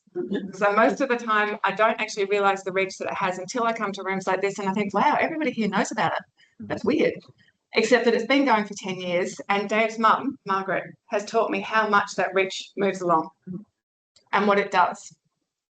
So when I was writing Fixed It, and then I went, okay, write for Dave's mum, not just Margaret, but for Dave's mum, for the reach that she has and the people that she's going to talk to in the way that she wants to hear it, and tell her the things that she wants to know. What is happening? Why is it happening? How does it happen? What can we do about it? And write it for her the way she would want me to write it for her.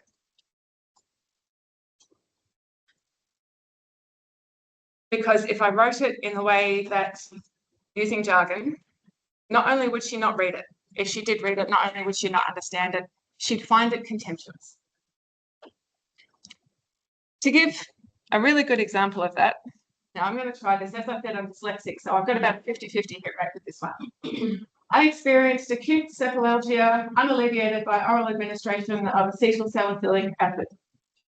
All right. Nice. Yay me. Some of you may know what that sentence means. Some of you might be able to work out from context. Yeah, but it's a stupid sentence. It's a really stupid sentence. If I was standing here and I suddenly said to all of you, oh my God, I've got a really bad headache and I've already taken some aspirin and it just won't go away, in a room full of women who work in health, somebody is going to say to me, have you had water? Are you tired? Are you stressed? At some point, if it keeps getting really bad, if it gets worse and worse, somebody's going to come up to me with this. The FAST test, which I think is really important and everybody should know about it. One of my favourite aunts had a stroke and was saved by this. Face is either, can you smile evenly on both sides? Can you lift both arms? I'm not having a stroke, by the way. All fine. You can stand on one leg. Speech, is it slurred? Am I having trouble understanding? If any of those things are true, call an ambulance, get me to a hospital immediately. If I said that stupid sentence to you and you're all looking at me blankly going, I think somebody over there said, I think that might mean something about a headache. I don't know. I don't want to ask because what if it didn't? And then I'm going to feel stupid. And then nobody gets me to a hospital. The difference in language there saves my life. Even more, if it doesn't just save my life, it might save my brain. And I like my brain. It's where I keep my favorite things, including my ability to earn money and live independently. Knowing that I had a headache, that I took aspirin, and that I need to get to a hospital straight away. And if that information is then passed on to the paramedic, that I have a really bad headache, that I took aspirin, and then I get to the hospital, and then I get to a neurosurgeon. I do not want the neurosurgeon talking about headaches and painkillers. I want the neurosurgeon talking in very deep, detailed specifics. Because if I took aspirin, it's a blood thinner. And if my stroke is a clot, then I need blood thinners. But if my stroke is a bleed and they give me more, I will die. I want the neurosurgeon to know exactly what they're talking about and be talking in very detailed jargon. Because there is a space for it. There is a time that it matters. When it matters is when you have those experts talking to each other and needing that level of detail. But what often happens is because that is expert level conversation, people think that if they use those expert words all the time, then they are portraying themselves as an expert.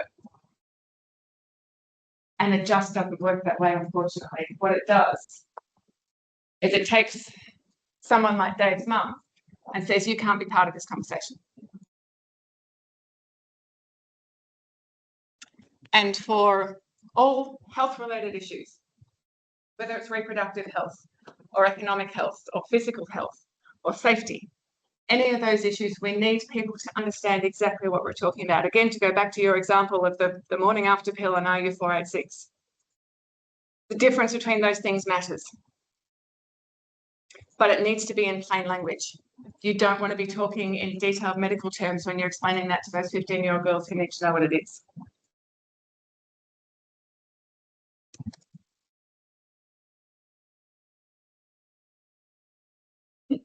Been on our social media today,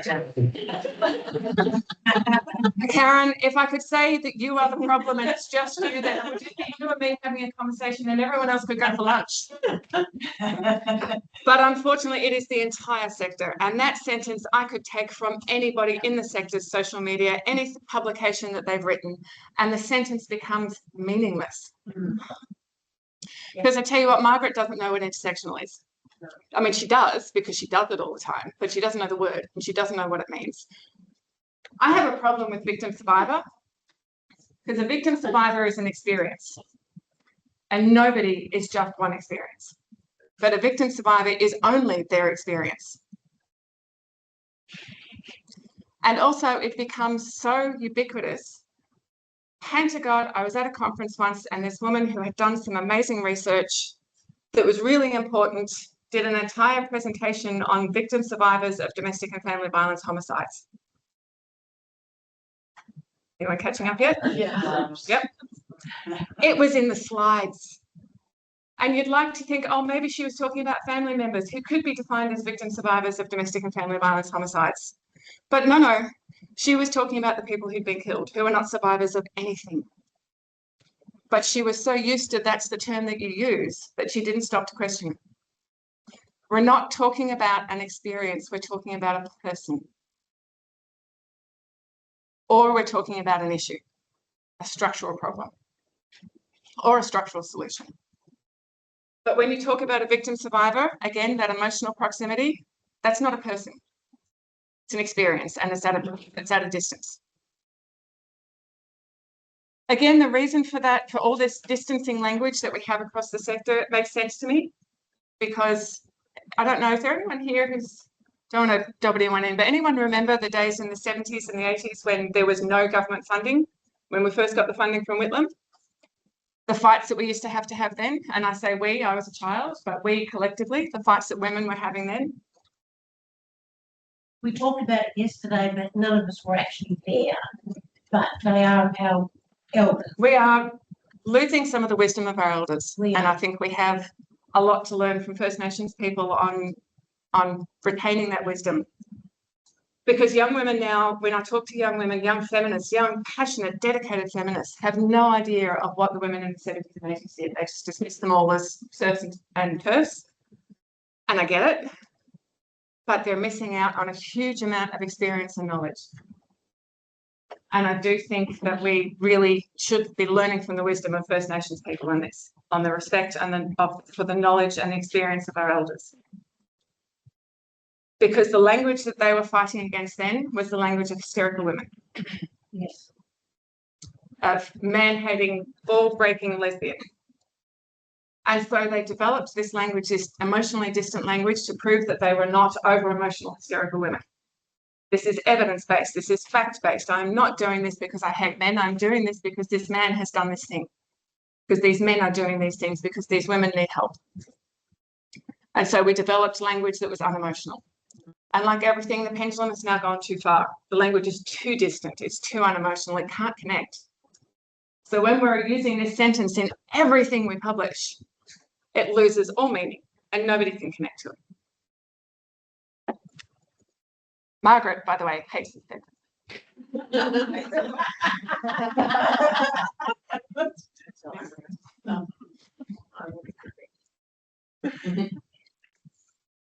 Semantic saturation is basically that sentence, but again, it's also words like victim survivor.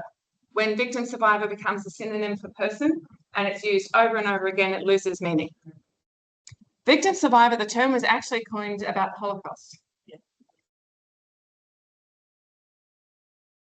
And I don't think that there's a problem in using the word to describe people who have been through other experiences, but I think we do need to remember that it's only about that experience. And that experience may be overwhelming. It's unimaginable what people who survived those camps were like, came out and then went on and lived a life. I can't imagine it. It would be defining you. It would define you for a long time, but I still think no matter how pivotal that experience, we are also other things too. We're never just one thing. So one of the things to do, we all have writing tics. I have a thing where I now have to know whenever I've written something, I have to do a word search. All women, particularly women of colour. It's just a tick that I do over and over again, and I allow myself one particularly per chapter, and then the rest have to go. So everybody has this, but it is, you start repeating words or phrases, they become comfortable, and you don't realise that turns your writing boring and repetitive. So word clouds can often be useful. What words are you using over and over again? You take any report issued from any organisation vaguely related to women's health in any way at all, and victims do a word cloud. Victim survivor will be one of the top. Write about people. Now, again, remember what I said also, though, about the neurosurgeon. I want the neurosurgeon talking in jargon. I want him talking in very specific academic language, technical language. So think, and when I say him, I do that deliberately, because if you think of all the neurosurgeons in Australia, I think there's one who's not a man. I think maybe two. Goes back to that gender. We're not talking about that today. We're not talking about the gender pay gap. It's not always with us. We're talking about this. They're probably also not very good surgeons. I would use one. There's research, depends on who they're doing the surgery on as to the outcome. Yes, and who they're willing to operate on. Yeah. Yeah.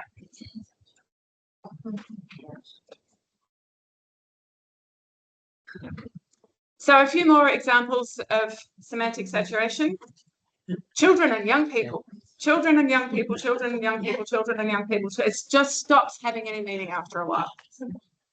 This idea that young people are somehow a different species, that we can't communicate, we can't talk to them, we have no relevance to them, only other young people can talk to or about young people.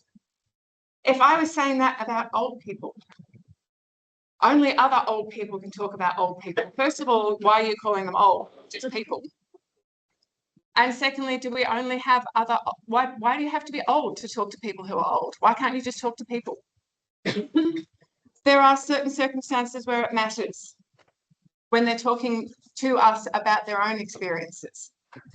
Yes, I don't want to hear from somebody in their 70s about what it's like to be a teenager in the 2020s. I do want to hear from somebody in their 70s about what it's like to be a teenager in the 40s and what's changed since then.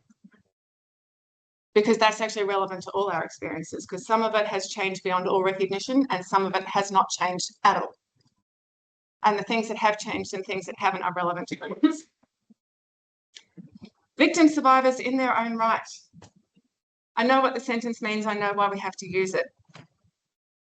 I don't know why that is the only way to explain this idea. If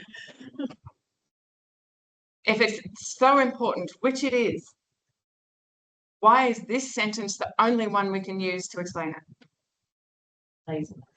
I feel sometimes that the reason that the sentences and the terms get so long and detailed is that there's a lot of kind of infighting and judgment about what the terms we use actually mean. But again, it's only expert to expert, right? The people out there actually don't care. That's not giving shit. Exactly right. Yeah, exactly. It's just such an interesting thing to think. It's like, oh well, if we have these debates about language all the time, but like the people that we're talking to actually don't care at all. whether we leave one of those words out. If you were to express this idea in a different sentence, you might get some comments on the LinkedIn post. Yeah. Arguing about it. Yeah. But the people actually reading it, the people that you're talking to, the people you're aiming this conversation at, this publication at, this communication at, what I said about the reason that Dave's mum became such an icon for me, they are not going to know firstly about the LinkedIn post, and they're not going to care. And you can always go back to, well, we have to meet people where they're at in your LinkedIn argument.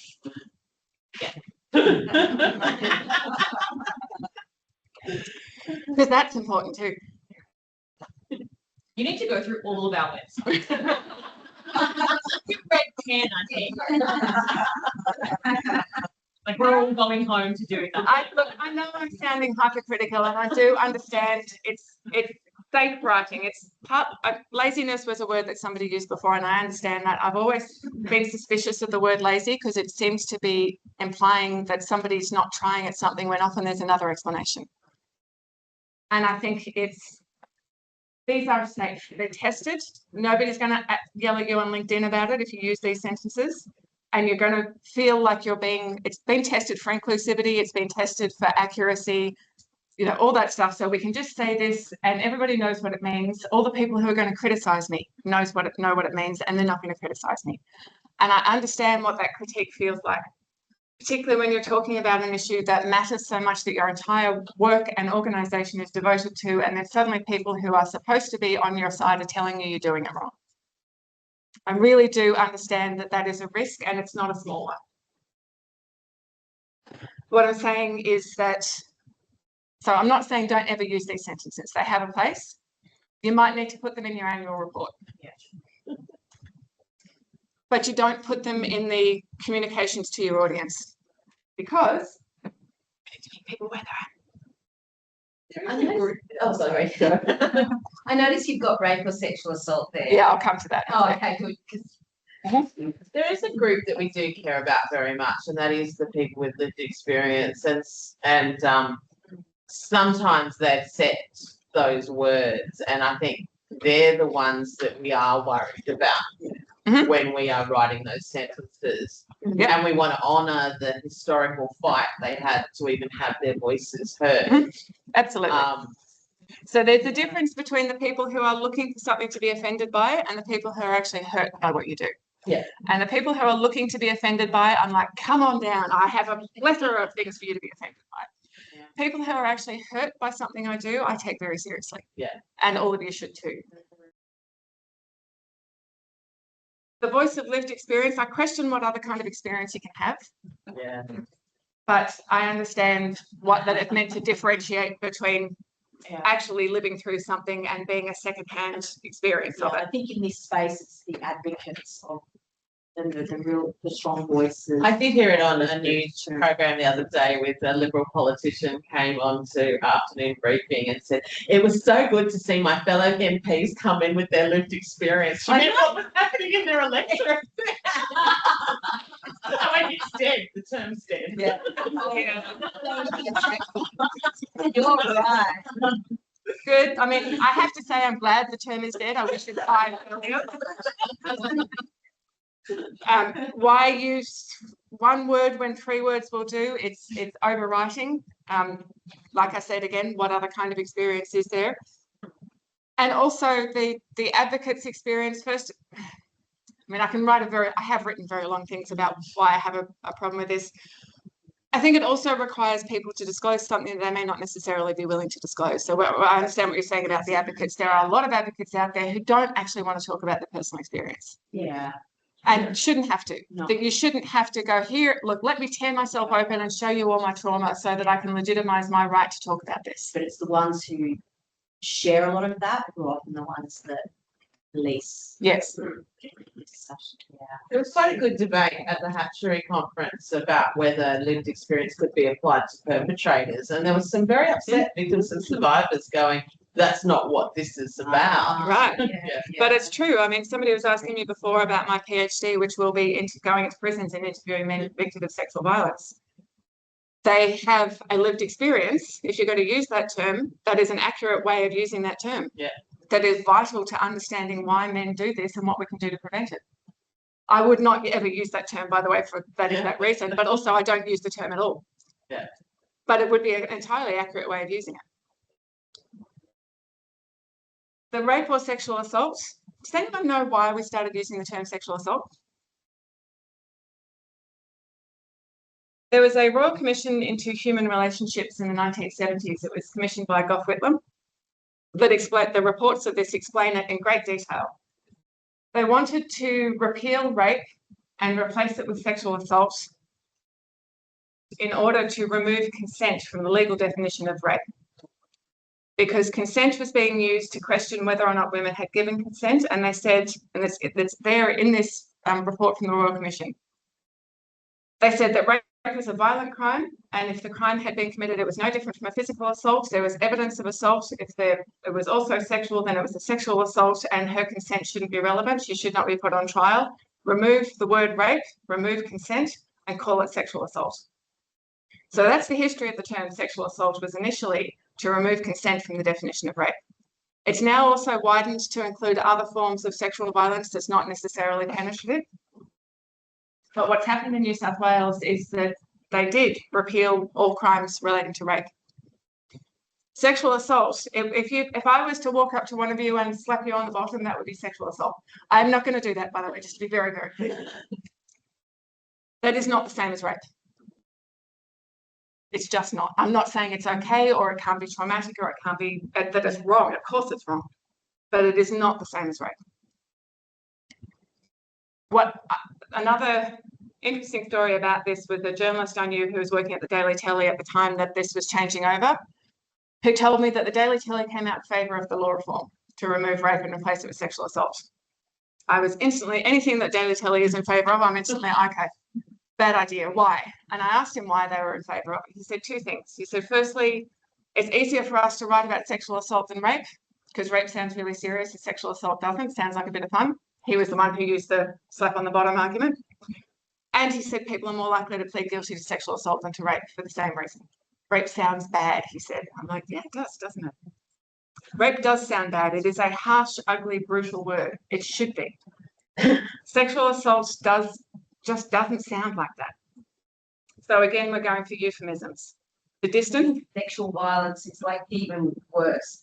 So I use rape and sexual assault all the time. Yeah. Like I use it very advisedly to make to say, you know, we have to say rape because people need to understand. And I find like when I say sexual violence, it feels a bit like, oh, that's a thing over there. It's like a little container. It's like even the violence bit doesn't land. And I remember a journalist on Sky News once asking me, like, when you're talking about sexual violence, what do you mean? And I was talking about child sexual assault, actually, very specifically.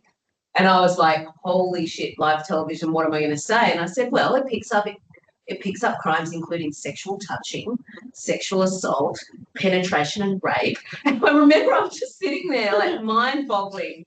But as I said it, I thought, I'm really glad someone asked me that question. Because boy, it was pretty yuck for 9 o'clock on a Saturday morning on Sky News. Yeah. But it was full on, and it should be. It should be. It absolutely should be. I've done interviews on the ABC where they've told me beforehand to use sexual assault, not rape. Don't say the word rape. Yeah, they want to take it out of the dictionary. They do. Yeah. It hasn't disappeared. I am. That's not the word we use. Yeah. I'm sometimes careful about where I use it in a very large room where I'm sure there are survivors in the room who I think I can see. I know that I'm going to be doing something distressing anyway. I might be a bit careful about it. In a room like this, I will use both of them. When I talk about, so my PhD, the research question was supposed to be men who've been convicted of rape, but because I might have to come to New South Wales to recruit participants, there are no men in New South Wales who've been convicted of rape now, because they've only ever been convicted of sexual assault. Yeah, so we had to widen it for the PhD. So that one is one of my bugbears. Again, because the combination of the use of language, which is one of my soapboxes, I have all of them like lined up and I can jump from one to the other, but there's the one that's called language, that's called rape, that's called sexual assault, that's called communication, that's called emotional distance and emotional proximity. stack them all up, and there you've got the rape and sexual assault. And you're right to sexual violence. The other thing that's interesting, I'll come to you in one sec, is that sexual violence, rape against children, has never ever been called rape in any jurisdiction. The reason for that is that rape used to be a property crime. So you would rape a woman, and if you married her, then you could acquire her property. You can't acquire property by raping children, particularly boy children. But you can't marry girl children under 12 legally. So you can't get the property. So it wasn't called rape. It's not a property crime.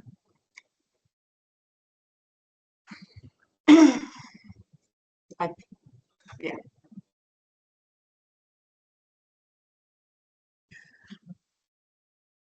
Storytelling. This is hard.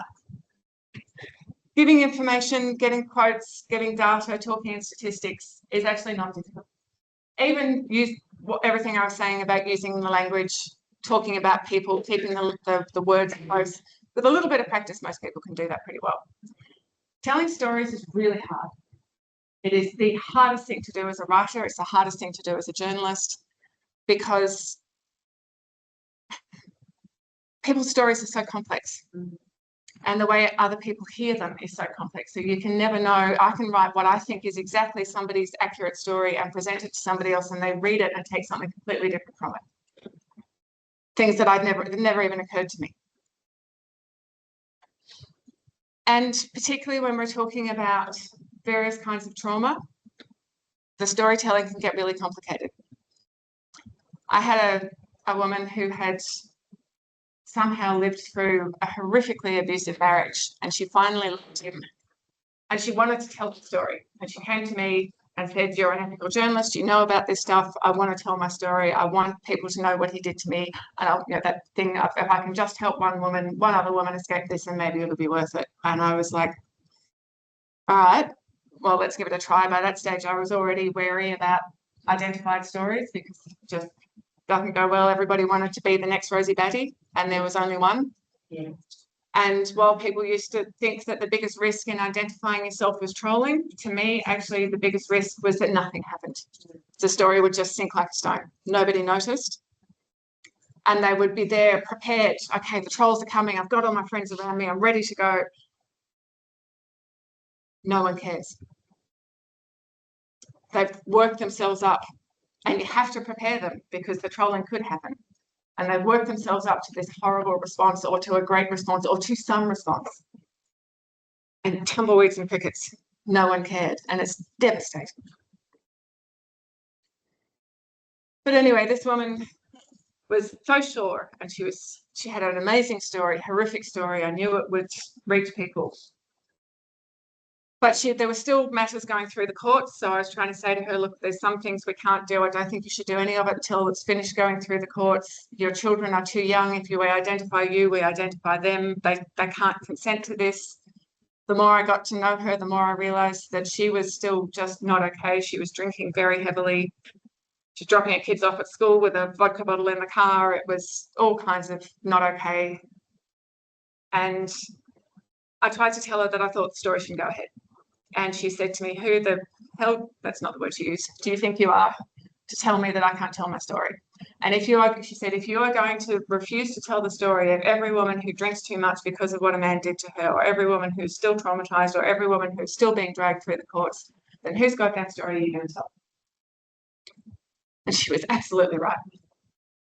On the other hand, so was I, because she wanted her photo and her name in the paper and on the screen in colour. And her children were too young and too terrified. And her ex was so dangerous. And I thought it would be putting her life at risk and her children's life at risk, and I wouldn't do it. But she was right. I didn't think she had the capacity to make those decisions. And she was right. Who the hell was I to say that she couldn't do that? Luckily, years later, she refused to talk to me again, but years later she got in touch with me, and I was fortunate enough that she said, yes, in hindsight, you did make the right call, which was a huge weight off. But at the time, she was furious with me, so angry, and justifiably so. So how do you tell the stories of women like her? Because they are the stories that need to be told. And then the ideal victim survivor isn't drunk when she's dropping her kids off at school. right? In the car. Except too many of them are. She's certainly not drunk when she picks them up because she's in so much pain that that's the only way she can stand up. How do you tell that story and still make her sympathetic? Because if you erase that side of the story and turn her into the ideal victim survivor, when she is only that experience, when she's just sympathetic and poor, sad, pathetic little me, where is my white knight to help me? Then every other woman who is not like that, who is angry and raging and traumatized, says, well, I'm bad for the way I'm doing it. And when we keep repeating those stories of the blessed survivor, the blessed holy victim survivor, who is here just to help other women. If I can help one other woman, everything will be worth it. No, it's not. It's absolutely not. These are all the issues that I have with storytelling, which makes storytelling about people who've survived violence even more difficult. But the same applies to health. It applies to reproductive health. It applies to cancer. It applies to heart disease. It applies to stroke. My aunt who had the stroke, who was horrifically compromised afterwards, it applies to her. One of the things she was most distressed about was she used to be just this incredibly well-groomed woman. She was so beautifully put together and she couldn't do her makeup or her hair or pluck her eyebrows afterwards. And so she started looking really unkempt. And she was having trouble communicating. She couldn't explain to people that this really upset her. And when she did, the nurses went, oh, love, don't worry. You don't need to worry about that anymore.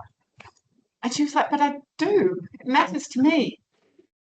Why will nobody help me with this?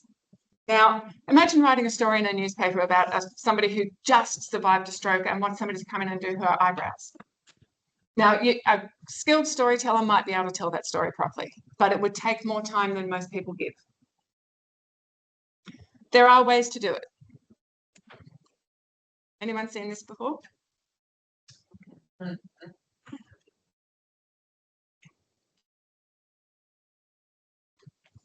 It's there's a lot of different people who've claimed credit for this, but it was actually, if you trace it back, it was a magazine competition. Tell a story in a single sentence. And this was the winning entry. We still don't know who wrote it. Stories don't have to be complex. They don't have to be detailed. They don't have to be going to lots of adjectives and purple prose about this is how she felt when he was doing this to her. That's trauma porn. That's not storytelling.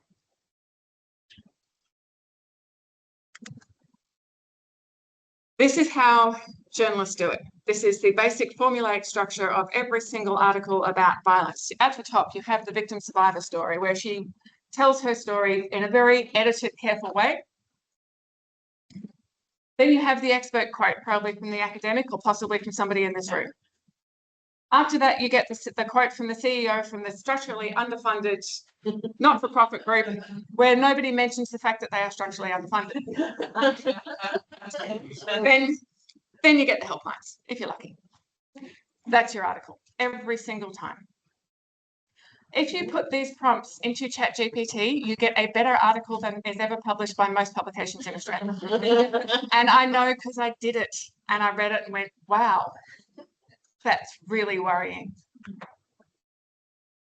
I've actually published the ChatGPT version of this prompt. It's scary. It is better than most of the articles that are actually published. Keep this formula in mind and don't do it. Because formulaic writing is so boring. Or if it's not boring, so there's an enormous success in women's romantic fiction, which is very formulaic. It has to, in fact, they require, here is the formula for it. But what the people who are reading that are wanting is that formula. They do not want deviation from it. It is comforting. It's like procedural cop shows.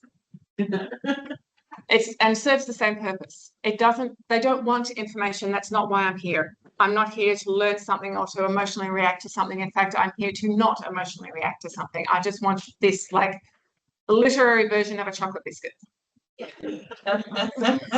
That's what this is. So have a look at what the formulas are, what the lazy writing is, and even just invert it. Don't get the CEO quote. She's probably busy. And boring. Seriously, true. Probably talk about intersectionality. She may even talk about children and young people being victim survivors in their own right. Now we all But we have to Yeah, meet right. people where they're at. We have to make people where they're at.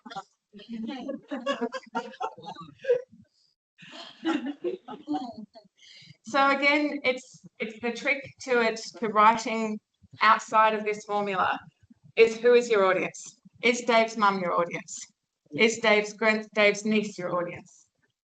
Is your daughter your audience? Is one of your daughter's friends? Who is the person you most want to read? How would you explain it to them? If it was you and them sitting at a table, what would you say? Would you say it like this? Because I can guarantee that you wouldn't. How can I say it in a way that this kid's going to hear me and care about what I'm saying? Or that this kid's mother or their sister or their cousin is going to hear it and be able to relay it to them.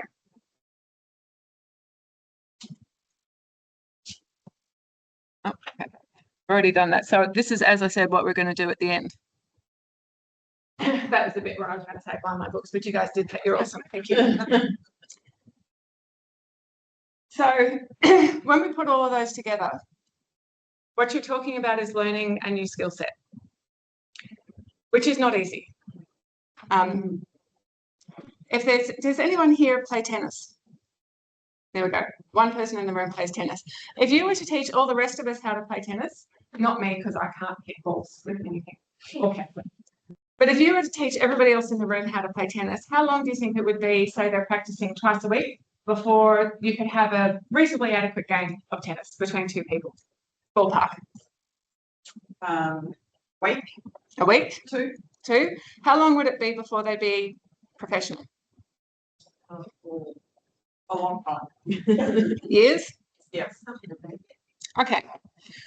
Thank you. That was no coaching at all. We've never met. That was the perfect answer. So to do basic friend-to-friend writing, so to do, say, a social media post, pretty quick to learn. So a few sentences. It's not too difficult. You're not looking at anything too complicated. You can get that pretty quickly. To be writing at a professional level can take years. I've been doing it for almost 20 years, and I'm almost at the point now where I think I know what not to do. I think. I'll tell you in a few years, hopefully. So you're not trying to be Hemingway. I'm assuming that none of you want to be Hemingway. What you're trying to do is communicate. You're not looking for lyrical prose. You're looking for clear prose. You're looking for clarity. You're looking for information that is immediately, easily accessible to the person that you're trying to get to understand it. The verification that I was talking about, as I said, that can be links. You don't have to say, as explained by the Australian Bureau of Statistics, just data, link, says. Doesn't have to be complicated. If you're going to do the victim survivor story, the person story, make them a person. She's not a victim survivor, she's Sally. And if Sally is going to be quoted, tell Sally not to talk in private. Tell her to just, if you're going to tell me the quote, just tell me. Tell me like you're a person and I'm a person. What do you want to say? And put that quote in. Because so often when you're asking for particularly the media trained victim survivors, and I understand why they are media trained victim survivors, they had to be, but they talk in jargon and semantic saturation and they use all those phrases.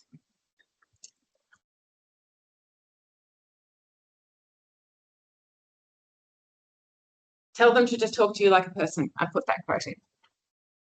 If you're going to get the overworked CEO of the structurally underfunded not-for-profit organisation to do the quote, she might have to use some of these sentences, but keep them short, keep one. She can pick one.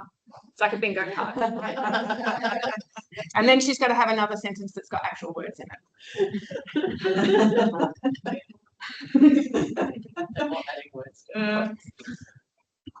it. And you were talking before about the 10-year plan, which is such a brilliant concept. I wish that people talked about that more. You can't do anything in a year. You can't learn to play tennis. You can learn to play tennis with one person hit over a net in a week. You can't learn to do it professionally for years. You can learn to do it well enough so that it's social. So I'm guessing socially where you could play, say, mixed doubles with people who are pretty good, maybe a few months to a year. That's probably the level you're aiming at. Most people can learn to do that. It takes practice. It is not something that you can just sit down and do, that after me listening to me talk for an hour and a half, everybody's now going to be able to do this. It takes practice. And it takes thought, and it takes support and cooperation. And most of you are in a position to be able to give that. So the people who are going to be doing this kind of writing are the people who work for you, and they need the support that you can give them to do it. To say, yes, we're going to take a bit of a risk here. It is a risk. Somebody might yell at you on LinkedIn. That's okay. I will back you. Because the important thing about this is we're meeting people where they're at. The important thing about this is we're doing actual communication. We are talking to the people who need to hear us. And we're talking to them in a way that they can actually hear it and think it's important and think that we are actually talking to them.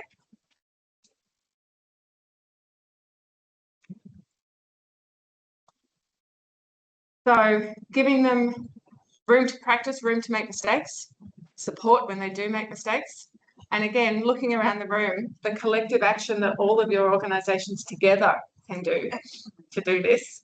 So this is not just one person or one organisation out there giving it a go while everybody else stands back and says, are they going to fall? But when you see the pile-on start in LinkedIn, that you're jumping in and saying, hey, this is about talking to people in language that they use, in ways they can hear it. What is more important? If we make a mistake, of course, if we hurt somebody, of course we will change. Of course we will apologise. But this is not that. Talking about Sally instead of talking about a victim survivor is not that. What do you think is the alternative around victim survivors? Because I struggle with it too. And I talk about people who've been subject to violence or have been harmed by violence, but I almost feel like that's even more. But you're trying to, like, the idea is you want the fact that people have been harmed to be forefront. But you also don't want them to be, I really struggle with that because you kind of went down such a kind of valley. Experience, right? But they're long sentences and We don't use experience because actually you didn't just experience it, someone deliberately harmed you. You were subject to violence. Yeah. Like that when we're talking about violence, we're very, have a pretty strong policy about people have been subjected to rape. They didn't experience rape. They were subjected to it by someone else. But yeah, what are some alternatives that you've seen work? So I have the same problem that you do because you're not, it's easier when you're writing about one person, it's much easier, but when you're writing about a group, it does get hard. I cut out even more words than that. I say women who've been raped. Yeah, just people who've been raped, because the extra word that you're putting in there, whether you've been subjected to it or experienced it, it's more insulation between the person and what happened to them. Women who've been raped, people who've been raped, people who've been sexually assaulted, if you're not talking about rape, children who've been sexually abused, the experience of it, the subject to it, the harmed by it. I mean, I don't know anybody who's had any of those experiences and not been harmed by it, so it's implicit in the word. The more padding you put in, the more distance you have. Yeah. When we're now talking about domestic and family violence, I feel like, again, we're doing that again. We're adding more and more words into it. I tend to talk now more about women who've been abused by a partner, because the abuse covers a wide range of behaviour, and abuse also covers a pattern of behaviour. So you don't have to explain that violence includes all these things that are not necessarily physical violence. But again, so you find your phrase and then it suddenly starts, that becomes semantic saturation as well. So it does get difficult and it does take time and concentration and it's hard. And this again is where, you go right back to what I was talking about earlier on this morning. This is why journalists don't do it. They don't have the experience and the expertise to know that have to, and they don't have the time to sit there and think, okay, I've already used that phrase twice, particularly in the first 2 paragraphs, so I've got to come up with something else. It's just get it done. And victim survivors is easy. So the answer, there's no simple answer to what you're saying, but always, whatever phrase you come up with, look at it and go, can I take a word out and does it still make sense? Then take the word out. Yes, many women do not feel like a victim and they do not feel like survivors. So Many women are not survivors. It doesn't even describe. And I don't know many people who've been raped or been abused who would say that they are only that, that that is the only thing that makes them who they are. It certainly contributes to who they are, but there are so many other things that they are. So much that they are a whole person. None of us is ever just one thing or one experience. There, anything else? I'm just going to say, in New South Wales, the Domestic Violence Commissioner has just established a lived experience council, and it took them a year to consider what were the criteria to apply, and anyway, but they put a lot of work into it. They're very thoughtful about it. But if you will have had to have been someone who is able to articulate on a broader picture, be beyond having had some care, so that you're not in the middle of counselling, not in the middle of a family crisis. So the criteria would have been quite strict all the way through, which means they're still now only working with one group of women who are already filling in the forms in a particular way. So some of the voices will be shifted away from the trauma a little bit. Anyway, just seeing if that affects dialogue over the next 3 or 4 years. I think it will. It's unavoidable. And I think the other great danger that's not recognised about that is that you have to be a particular kind of person, as you say, to have all those skills, to be able to articulate and to want to speak publicly. There are some people who haven't been through any kind of trauma at all, who would vomit at the thought of even just doing what I'm doing right now, let alone talking about the most horrific things that have happened to you in front of strangers. So there is a huge cohort of people who have been abused that we will never ever hear from because they just either can't or won't or don't want to be the voice of lived experience. And so what you get is only a particular subset of those people who then become required to be the spokesperson for everybody. And I think, I mean, it's, it's that double-edged sword of it's so important that we hear from people who've actually lived it, but it's so dangerous to only hear from some of them all of the time about every experience. Yeah. And because it's just, no experience is universal, ever. I don't know if this is actually a question, but sometimes I feel like it's like you're walking on like this tightrope. Yeah. In that, I know for me in particular, when I go to choose words, I very much think about the people that I'm talking to and adjust accordingly, because I do have that kind of change management kind of background as well. And so I do think of that. But there is something that this is a very simple quote, like simple kind of comment, but there's something that we've kind of been fundamentally doing wrong in terms of comms or messaging, because the wider community, there is not more outrage or more push for things that just, if it was carefully explained or if words were simpler, the understanding would deepen. And there's something that we're doing that's just not quite hitting the mark. But how do you do that on a tightrope, ensuring that, okay, I don't piss off practitioners, I don't look like I'm not trauma-informed, I'm not using the incorrect words, but I'm also trying to communicate something in a way to someone that is emotional, that evokes an emotional response, that creates an awareness to go, that's shit. Like, oh my God, and then let's do something about it and create that kind of change movement. It just feels like we're just always teetering. That is such a good point, that the communication we've been doing for, what, 20 years now, 50 years, isn't working. And you're right, it's not. I think this has a lot to do with it, particularly in the last 10 years. And that if you look at what's happened in the last 10 years, the few people that have broken through, Rosie, Grace Tame, Jess Hill, you look at the way they communicate, they don't talk like this, ever. I think that's telling. I think if you go back to when the work was really effective, was making huge change in the 70s, they didn't do this. They weren't polite. They were not polite at all. At least the same way. They weren't. Well, actually, that's not true. They weren't policed internally. They were policed externally. But there was a lot of infighting amongst feminists back in the 70s. Yes. There was. You mentioned it, I'm gonna ask because it was something I went, oh, that'd be good.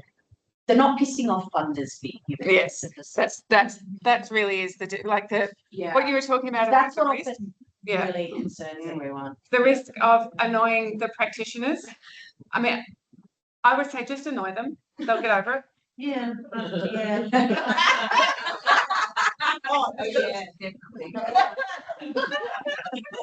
We have lived experience. I think there's a difference between funders And attacking the Minister for Health. yes, That is the difference. You can say so much as long as you don't say Ryan Park it was his fault. That's the line you can't go over. there will be certain things that you can't say about the funders. And by the way, the practitioners may not get over it. And you don't have to set out to deliberately piss them off, but occasionally irking them a little bit is all right. Yeah. Pushing their boundaries a little bit is all right, because if their boundaries are so tightly wound around these 4 sentences, then actually they probably need pushing a little bit. Needs to be challenged. They do need to be challenged a little bit. Yeah. As far as pissing off the funders, if you actually need somebody to say that this government is not funding this properly, this government is funding it incorrectly, or this government is just wrong and dangerous and difficult, you don't say that yourself. You get in touch with somebody like me or Jess and you get us to say it, because that's what we're here for.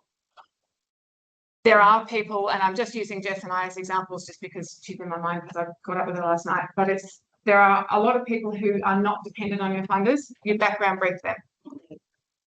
The Guardian journalists, you background brief them. So that broken trust reporting that I was talking about that Ben Smee did in Queensland, I am 100% sure that there were a whole lot of services in Queensland that were briefing him. If he spent 2 years learning about this, he was in rooms like this a lot, getting a lot of information. None of them were mentioned in the story. And I'm sure some of you have participated in stories like that. I know that I've spoken to CEOs and ex-CEOs of organisations like yours who've given me an enormous amount of information that never made it to print, but just so that I could know what was going on. That is enormously valuable work, because that's how Ben got to do the reporting that he was doing, and how I got to do some of the reporting that I did. Was people like, well, I know she doesn't mind me saying it, Karen Willis, who used to go on background all the time for me, and other people who do it now. And it's invaluable because then I know what's actually going on, and then I know where to start looking. So that kind of work with a journalist that you can trust is invaluable work. That's where you do the stuff that's going to piss your funders off, is you don't do it and you don't get named when you do it. And if you can find a good journalist, and they do exist, they are out there, who can tell that story and know how to go up to the line and not across it with making sure that you can't be identified, that's how you do that work. The rest of it, as far as pushing governments to act properly, well, you don't do it by saying this service that's going to keep women alive is, the health minister doesn't care about it. I mean, you don't say that, but you can say this service that is going to keep women alive is underfunded or is having its funding run out. And we're really, really worried about the women who depend on this service. What are they going to do? Where are they going to go? Yeah. Quote from Victim Survivor. Bird water.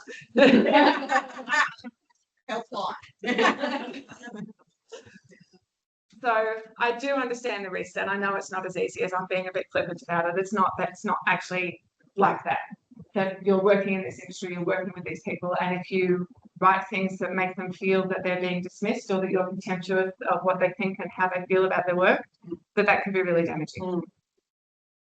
But there's ways to do that without necessarily making the point. You don't have to stand, like I'm here standing on a soapbox about it because that's what I'm here for to do today, but you don't have to do that. So instead of, you don't have to make a big song and dance about, I'm not going to use the term victim survivor more than once in these 800 words. You just do it. And if you're doing it smoothly, they won't even notice. And then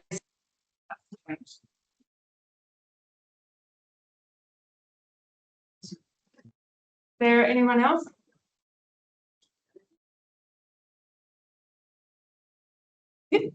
You still run with marketing? Yeah, sometimes even now when I get lost, it doesn't happen as much as it did when I first started writing the Fix It book. That was back in 2018, and I'm more confident with writing books now. But even with writing the consent book, which I finished at the beginning of this year, there were times when I was getting stuck, or I can tell because I start using the word particularly a lot and writing really against writing. I start overwriting, or I start justifying my right to write. Here's why you should, here's all the reasons why I'm credible in this. If I'm trying to do that, if I'm trying to say that I should be allowed to write this, then I don't know what I'm doing, or I'm not thinking clearly about who I'm writing for. So murder all those darlings and start again. And I do often go back to Margaret, yeah.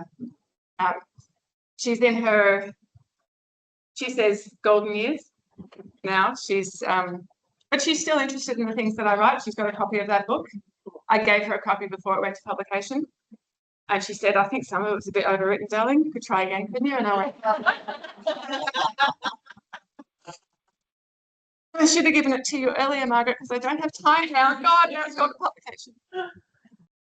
But yes, it's absolutely fundamental to the way I write, because I'm writing for people. Unless I'm specifically writing for the sector, and then I tend to get a bit more punchy, because come on, let's go, guys. But writing for people, which is what, say, that the consent book is, I was writing with parents and the village in mind. And so I didn't want to make them feel that they were failing. You're doing it wrong. I'm here to tell you all the different ways you're doing it wrong. I wanted to make them feel that I did this too, not only as a parent, but also as part of somebody else, you know, all these other villages. I was the one that explained sexual assault and rape and the difference between them to a bunch of 15-year-old girls that was organised by mothers, friends of mine, who had a group of daughters who were not really understanding what rape was. Oh no, he didn't mean it. He just lost control.